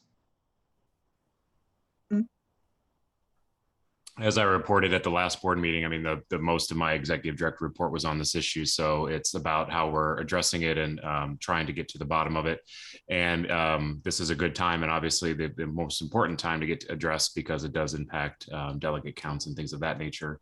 So we have had continuous conversations with our database provider. We are still in the process of rebuilding some elements of that we think will make it easier for new members and even renewing members to identify and locate their chapters. But we're also taking steps to try to, where we can, and chapters are reaching out to us, but where we want to be proactive and start to reach out to chapters and regional coordinators as well, to try to make sure chapters are aware of what members are not appearing on their list so that they can try to help correct the problem as well. There is some issue with members that can't seem to find their chapter on the website. There's also an issue with, we've had members that just haven't renewed. And so, you know, we need to understand that the database is one issue, but we also have many members who are just choosing. When we reached out recently with a mailing and with emails, got people back saying that they're, you know, they just weren't interested in joining anymore, and things of that nature. So there's lots of those types of things as well. So we're trying to make the system work. I'm not sure, you know, but by July you'll have a full debriefing on that for sure. And not only that, adding to what John had to say right now, there's also people who have renewed and they're not even on the rosters. That's because they haven't renewed to their chapter, and that's because systemically they're not seeing the chapter option, and that's something we need to fix. So, you know, it's something that, you know, we discuss a lot, Claire and I, on our weekly meetings with John. So we'll, you know, but again, this is just our statement to the membership that we're serious via the task force recommendation, and we're serious about this. Because I know that sometimes, you know, and I get those emails, you know, I've already told you, Rebecca, I mean, you know, this didn't show up, and it's like, I just, you know, I keep the documentation of everything, but I forward it to John, and fortunately, he's been able to address them as soon as he can. Thank All right, you. anybody else? Just quickly, I appreciate that feedback. I would reserve further statements about and questions that I have surrounding this after the release of the report. So I appreciate it. I just want to make sure that we will receive that report, and it will address all the concerns that have been raised by different chapter leaders that you guys have received, and like give statements about what you cannot do and the progress that you guys are making in this. So okay. I appreciate it. Thank you. It'd be great, Danielle, if you could email me. There was no vote by the board for me to issue it sounds like you're wanting a written report. So if you could just email me what elements you'd want of that report, because I was going to simply report back verbally at the meeting as to the progress we're making. But if you're expecting a written report, I just need to know the contents you want of that. Yeah, well, you know, Danielle, but let me jump in real quick. John, yeah, she had asked for this information. Many of us have asked. Anytime you put something together, John, put it in writing. I mean, you already put it together. Just give it to us. You know, I hope you're doing that. I mean, don't want, you know. Rebecca, I'm not arguing with the fact that I can do that. I just need to know, I'd like to know, so I please the board, what elements of that report they want and what you all want. So I'm just asking for a simple email from Danielle to sort of spell that out a little bit so I make sure I address it properly. Just trying to do my job. And any other board member, if you need to request anything else pertaining to membership, feel free to also email him to include in his report to us. Thank you, everybody. Thank you, John. I'll reach out with that. Thank you. Floor, Madam President. Yes, Rafael? I said there's a motion on the floor. Okay. Okay, so where are we at now? I'm sorry. We're if the debate and discussion is done, then we can move to a vote. We're number 4. All right, vote. I think we lost Yvette because she's traveling. No, I see. She's there. She's there. She's All there. right, Yvette, can you do the vote? Yes. Yeah, it got lost for a minute, but I'm back. So we're voting on recommendation number 4. Claire, how do you vote? I vote yes. Israel, how do you vote? I vote yes. Emily, how do you vote for recommendation number 4? I vote yes. Daniela, for recommendation number 4, how do you vote? Yes. Danielle, for recommendation number 4. Yes. Raphael, how do you vote for recommendation number 4? I vote yes. Cheryl, how do you vote for recommendation number 4? Yes. Yvette Richards, vote yes for recommendation number 4. And Madam President, how do you vote for recommendation number 4? Yes. The vote is unanimous and it passes. Recommendation 4 moves forward to the Bylaws Committee to, it does not move forward to the bylaws. This is just a statement by the board that this is a pressing issue. Recommendation number 5, any interpretation of the bylaws language under SPJ bylaws shall not be interpreted by any one person, but should only be left up to the board of directors, who must discuss the bylaws language and any vagueness that arises in a public forum, followed by debate at a board meeting, and then taking a final simple majority vote on by board members in order to pass such interpretation. Is there a motion to entertain? I'll make the motion, Claire. Second. Cheryl seconded. All right, so the motion by Claire Regan and the second by Cheryl Smith. Any discussion? I'm not comfortable with the sound of that. I think it's making a legal assertion that I'm not sure that the board gets to make. Who gets to decide? I mean, are we saying that we will not allow a judge to tell us what our own bylaws say? You know, we're the only ones who get to interpret the bylaw. I don't understand what is broken that is being fixed with this vote. Sure, I'd be more than happy to address that, Raphael, since this was my recommendation to the task force and it did pass the task force unanimously. This arises out of a situation last year with the SPJ when the board voted to not move forward on bylaws recommendation. At that time, immediately after the board voted down the recommendations, two members of the board at a meeting suggested that the motion by the Bylaws Committee could still be resolved by the chapters under the bylaws. The issue that arose during this, for lack of better word, right, this situation was under, and let me come up with the exact language, under Article 14 of the bylaws, the word originate appears twice. And the issue is when the chapters get involved in trying to propose language or propose bylaw changes and amendments, what does the word originate mean? Does the word originate mean that the issue has to originate with the chapters? Or as it was last year, the situation arose out of a vote out of the board suggested by the then president, Matt Hall. It was the whip for the vote was pushed by one person. Not every chapter got a notice that the chapters could be involved. And then, of course, the task force found, as part of this investigatory procedure, that there were lots of issues arising with how was the procedure handled. So my concern is who eventually gets to decide what the word originate means. There's lots of language in the bylaws that often can be either vague or overbroad.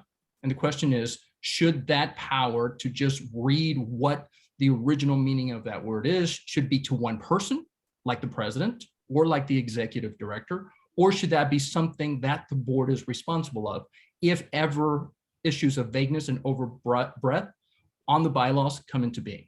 So that's why I recommended this recommendation to the task force, again, because it's part of equity, right? We want to make sure that not one person has a lot of power. And certainly the board has been voted on to take and handle these kinds of issues. Now, if you as a member of the bylaws decide that this needs more specificity, certainly you can come up with that in the bylaws. But the recommendation of the task force was to make sure that there is a procedure in place when it comes to who gets to decide the definition, the meaning of words in the bylaws. I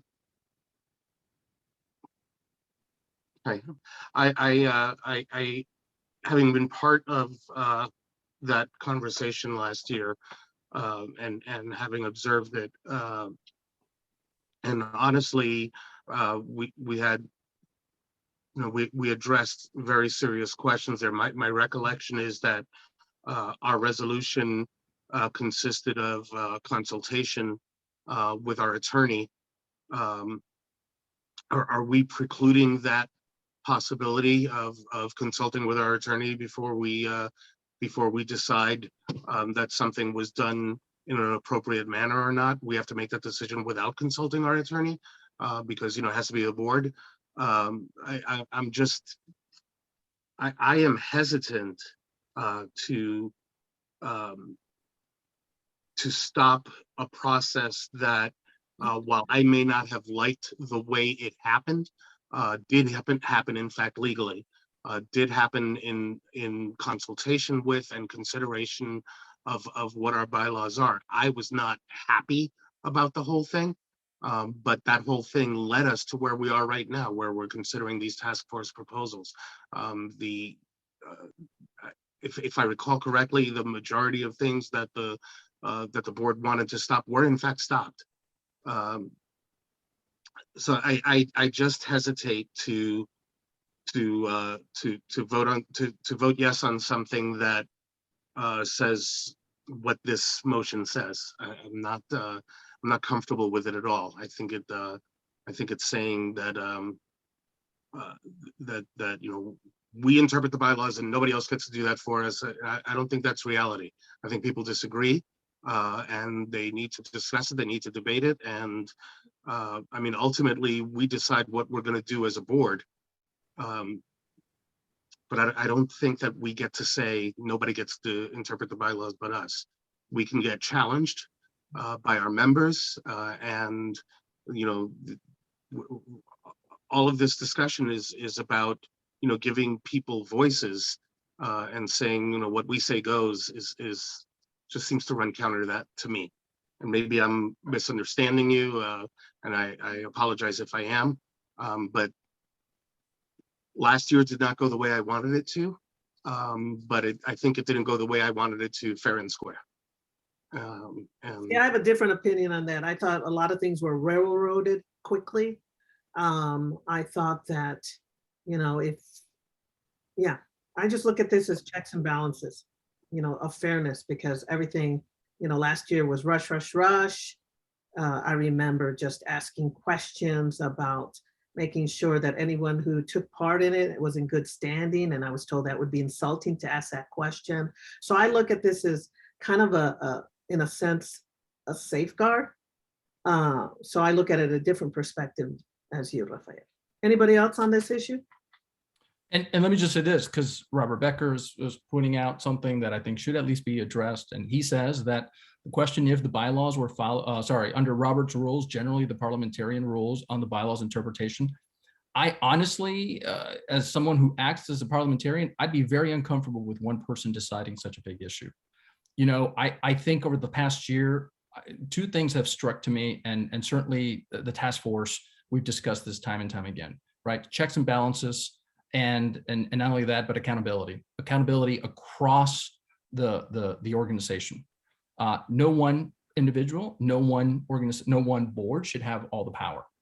And to me, the idea that one person, parliamentarian, executive director, an attorney, would somehow get to decide that concerns me, especially in an organization like ours.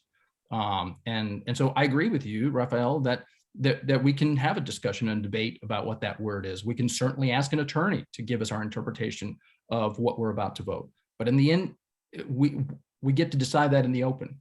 The board, you know, takes that discussion in public, and the members get to then decide whether we were off or not. But this is just one more level of accountability, and we need to hold ourselves accountable. And it's my view that what you just described is the process that we went through last year. And that's, again, I come back to what is broken that this vote fixes. I'm not seeing an answer. Any other discussion?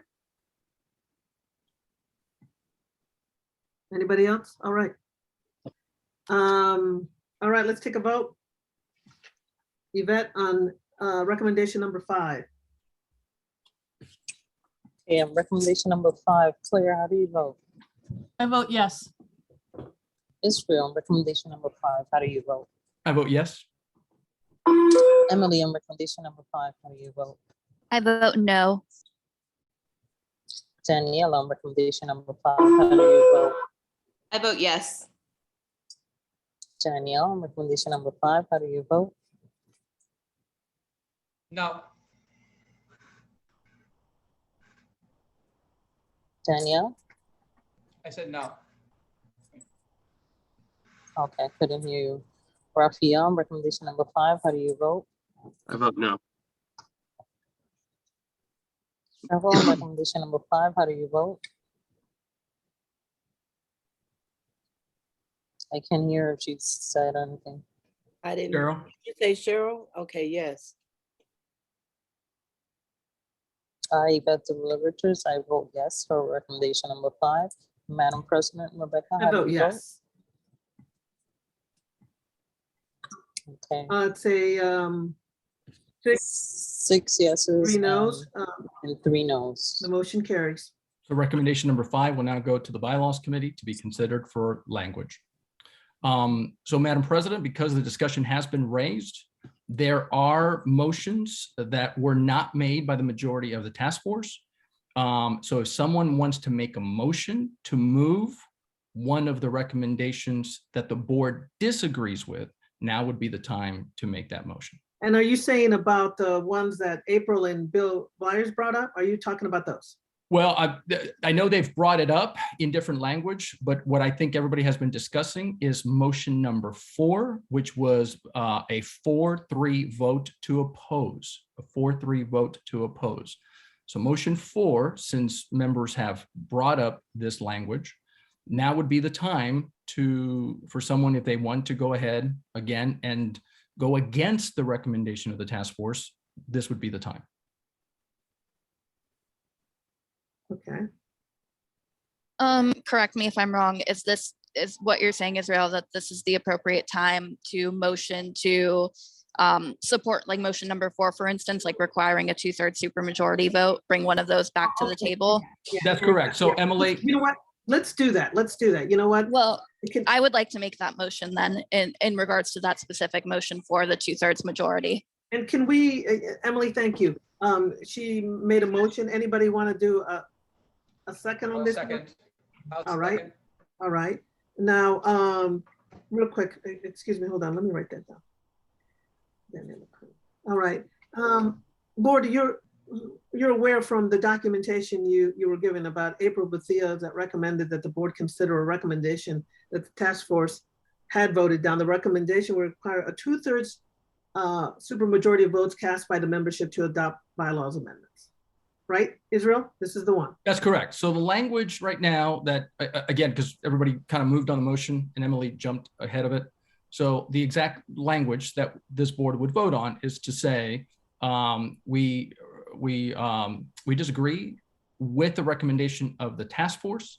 And we, as a board member, do vote to require a 2/3 supermajority vote of the membership to adopt bylaws and amendments. So that is the issue that's up for discussion. All right. So Emily made the motion. Danielle made the second. All right. Discussion on this, people? Board, I apologize. I think I've stated my concerns earlier. I feel like this would be an important conversation to have at the bylaws level. I think, by voting and to bring this forward to the bylaws committee, I think would be extremely, to ensure that this is debated and to ensure that this is something that is considered, I think would be extremely important for the organization, ensuring that we are safe and secure and that our bylaws are not in total chaos and flux each year, and as well as our code of ethics. Thank you. Anybody else? I think we've pretty much, anybody else? Does anyone object to the consideration of an alternative figure like a 3/5 rather than 2/3? I'm sorry, what? Does anyone have any objection to the bylaws committee considering a different number rather than 2/3, considering maybe 3/5, which is still a supermajority but less than 2/3, makes it just as a compromise position? I think April Bethia put it right, and the 2/3. I think that's sufficient. I think why change the language? I'm with Danielle McLean on this one. Anybody else? I mean, is there a number that, Raphael, that you would be more comfortable with? I think, or a percentage? I mean, I feel like this might not be the best place to debate, but I think that if we strip the 2/3 out of the language of the motion and say to consider a supermajority, and give the bylaws committee a chance to say whether that supermajority should be 3/5 or 2/3 or 3/4 or some different number, that it gives us a little bit of flexibility to work with. I think that it's going to go to the bylaws committee anyway, and you're going to come back with the language to us, and so we're going to be able to approve it then, even your suggestions as a bylaws committee. So you still have the power. I submit that if we are not authorized to consider a number other than 2/3, that no, we don't have the power. That would be my consideration. Israel, you can tell me if I'm mistaken on that, but if they say 2/3, I don't have the ability as the bylaws, as a member of the bylaws committee to say, well, you said 2/3, but the heck with you. Yeah, I think if that's the case, right, and if you would feel comfortable, and to make it more transparent, so then what we would do is, because there is a motion to entertain this, then this would be voted down, the 2/3 language. And then you, once it's voted down, then you would make a motion to get rid of the language and create a stronger language. So for the bylaws. So then you would have to say the board recommends that the bylaws committee look into some kind of supermajority rule or supermajority vote of the memberships to adopt bylaws amendment. And if you're more comfortable with that much broader supermajority, then that gives you flexibility to say 2/3, 3/5. But that would be the recommendation that the bylaws committee would then make to the board in July. Now, the task force in voting down 2/3 did so unanimously or no? I believe it was a 4-3 vote. Let me look at the documents. It was a 4-3 vote. It was not unanimous. So it was a close vote. Again, I like this 2/3. I think, when you look at the other journalism organizations like NHJ and NABJ, this is how they do it, 2/3. It's worked for them.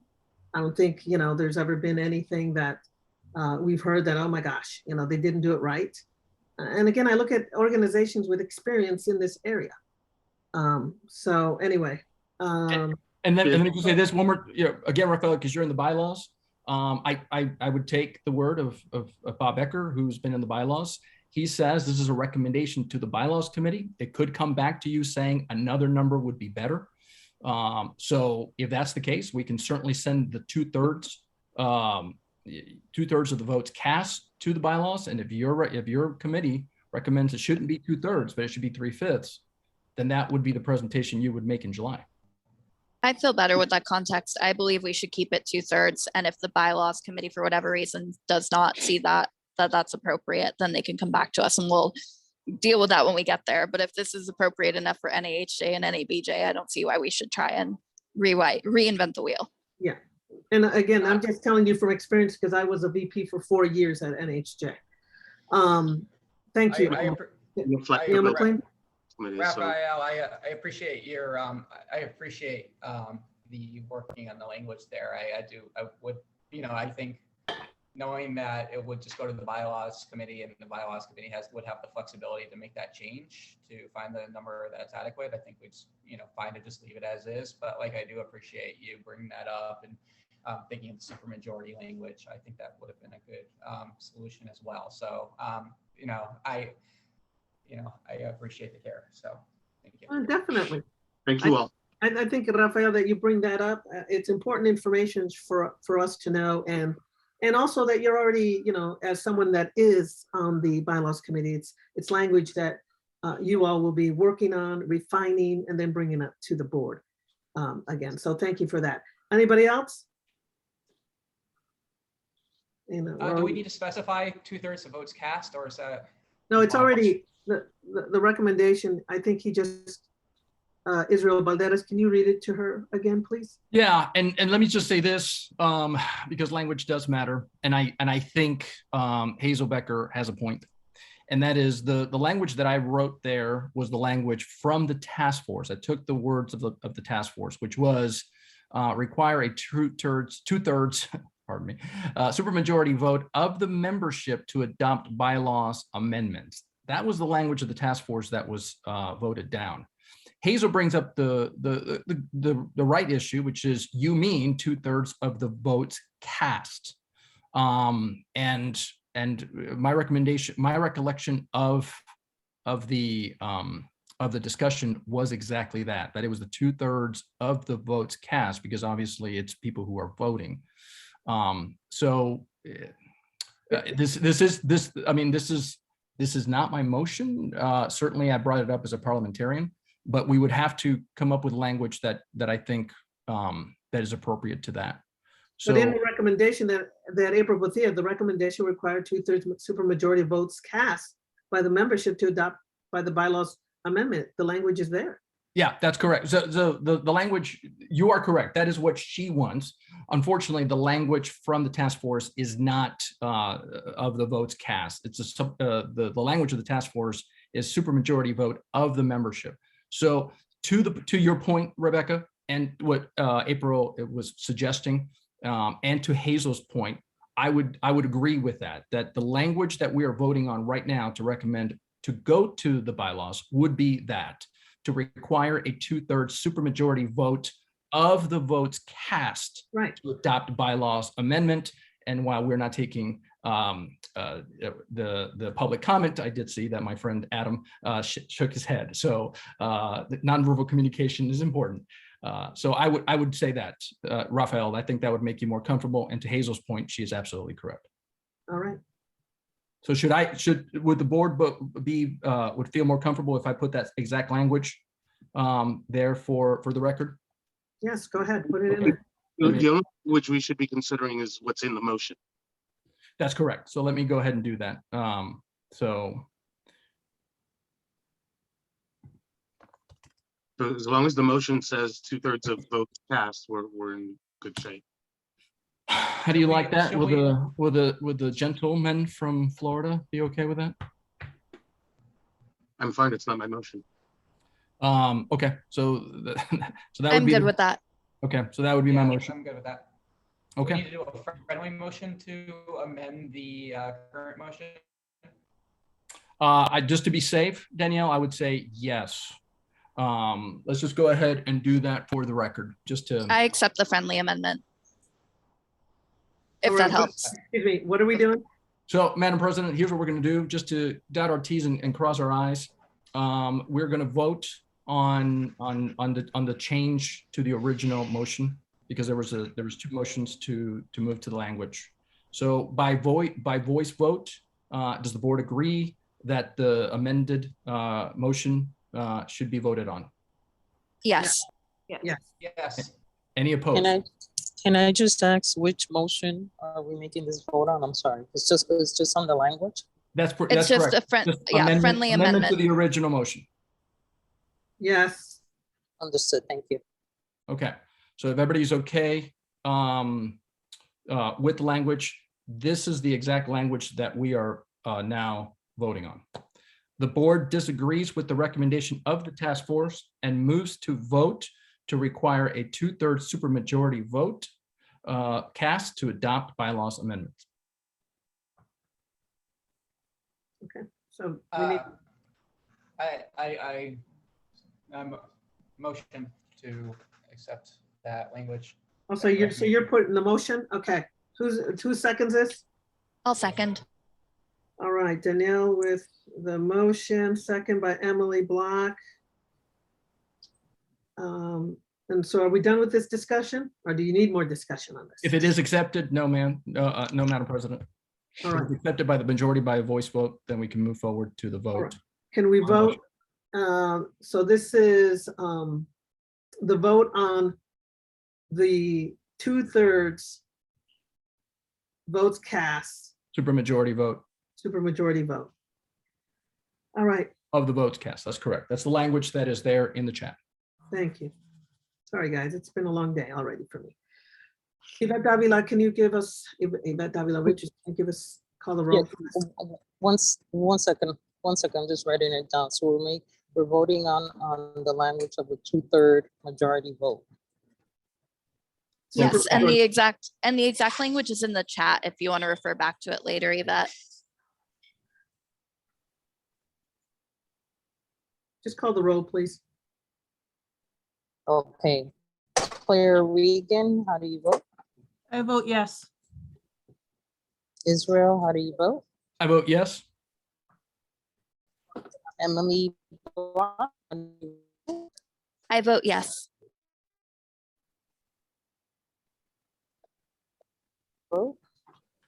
I'm sorry, we can't hear you, Yvette. One more time. Daniela? Yes. How do you vote? To me, Sorry, We did I got- just we lose? can't- Did I just lose everyone? Go on to We're still the. hear you. Okay, I didn't hear Danielle. I'm sorry. Daniela, I said yes. Okay, and Danielle, how do you vote? Yes. Raphael, how do you vote? Yes. Cheryl Smith, how do you vote? Yes. I, Betsy Richards, vote yes. And Madam President, how do you vote? I vote yes. The vote passes unanimously. And Israel, this one then goes to the Bylaws Committee, correct? That's correct. This will now move to the Bylaws Committee for them to consider the language, the specific language, and any recommendations that they make to the board in July. All right, another recommendation was made by Bill Byers, member of the Press Club of Long Island, the SPJ chapter. Can I bring in, and you know, again, Israel, can I bring in Adam to kind of explain this one, or do you want to explain it? Well, here's the issue. I know that that Bill made this recommendation in the town halls. However, this was not part of the task force. The task force didn't either vote on this issue, so there was no recommendation to or from. Certainly, this was a member who's saying this should be part of it. Mm-hmm. Here's my concern, right? The task force was given a mandate, and that mandate ended once the task force voted on it. If Bill wants to move this forward to the bylaws can consider that. And Raphael, you're here, so you know the process by which the bylaws will consider something. Excuse me, is Alex here? Because I see her photo up there. So anybody, Raphael, can you text her and see if she's just on mute or whatever? Is it okay, Israel, if I know that the board saw the recommendation by Bill Byers, but can I read it to the public here? It's part of the meeting because of the task force. I guess it's to inform the public that the task force didn't vote either to accept or to reject what you're about It's to tell something that the them. Bylaws Committee can take into consideration, that we should, again, the Bylaws Committee can take this recommendation into consideration, correct? Sure, because it's part of the broad mandate that the task force was given by the conference. So basically, let me go that. Mr. Blyer said that we would replace the task force language to allow members to bypass the board and the Bylaws Committee by putting forward a petition signed by at least 250 members in good standing from at least 10 chapters or communities. The petition would have to be presented to headquarters at least 60 days before the convention. Bill also recommended that also the board to endorse a policy recommendation requiring SPJ to make time during the first business meeting at the convention for members to discuss and debate proposed bylaws changes. This meeting would be voluntary, and members would not be able to make amendments to the proposed changes. It's only a discussion opportunity. So that's a recommendation that I don't feel that we have to vote on this, do we, Israel? I think it's something that I will strongly emphasize to the Bylaws Committee to take into consideration when they're putting together the language that will eventually go to the delegates to vote for in October. Your thoughts? Yeah, Raphael, I would let me bring in Raphael on this since he is the vice chair of the bylaws. Certainly, Raphael, you were part of the town hall meetings. You heard Bill make that recommendation.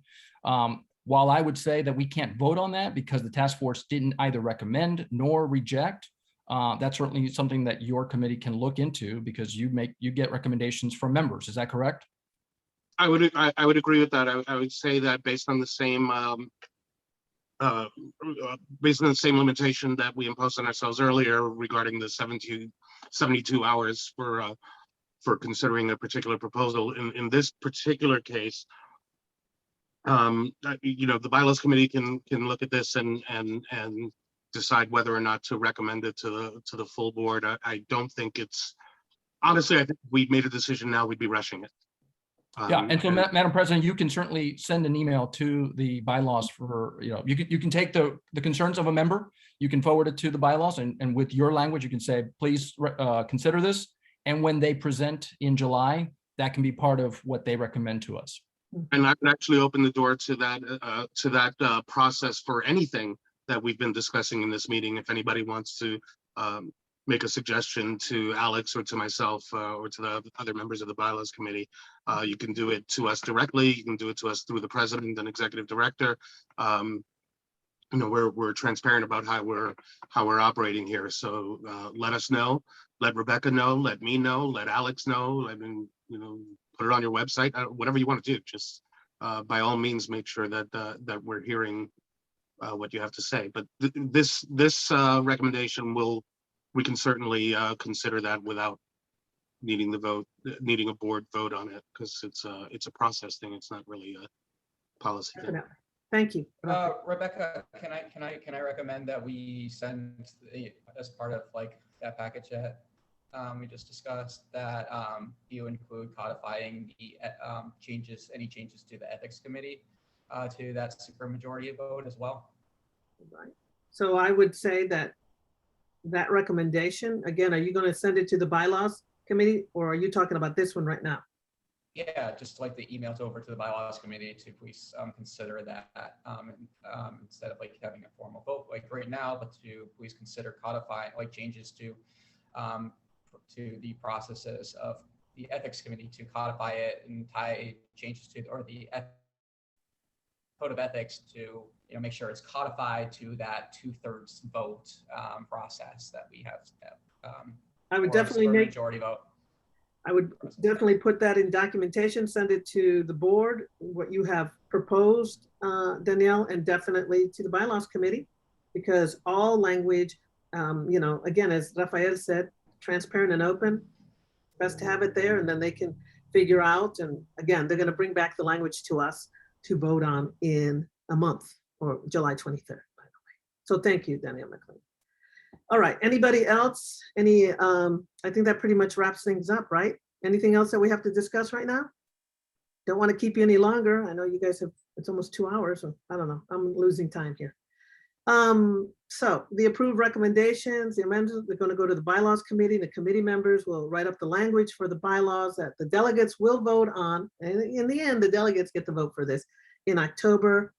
The bylaws committee will bring the updated language to the July 23rd board meeting for our vote to approve. We welcome you to come to our next meeting, by the way, July 23rd. All right, so. Motion to adjourn, Madam Yes. President? Mm-hmm. Seconded. All right.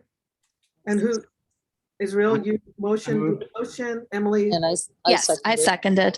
Oh, Right. that works too, All in whichever favor, you say want. aye. All in favor, say aye. People second. Aye, okay. Anyway, have a good day.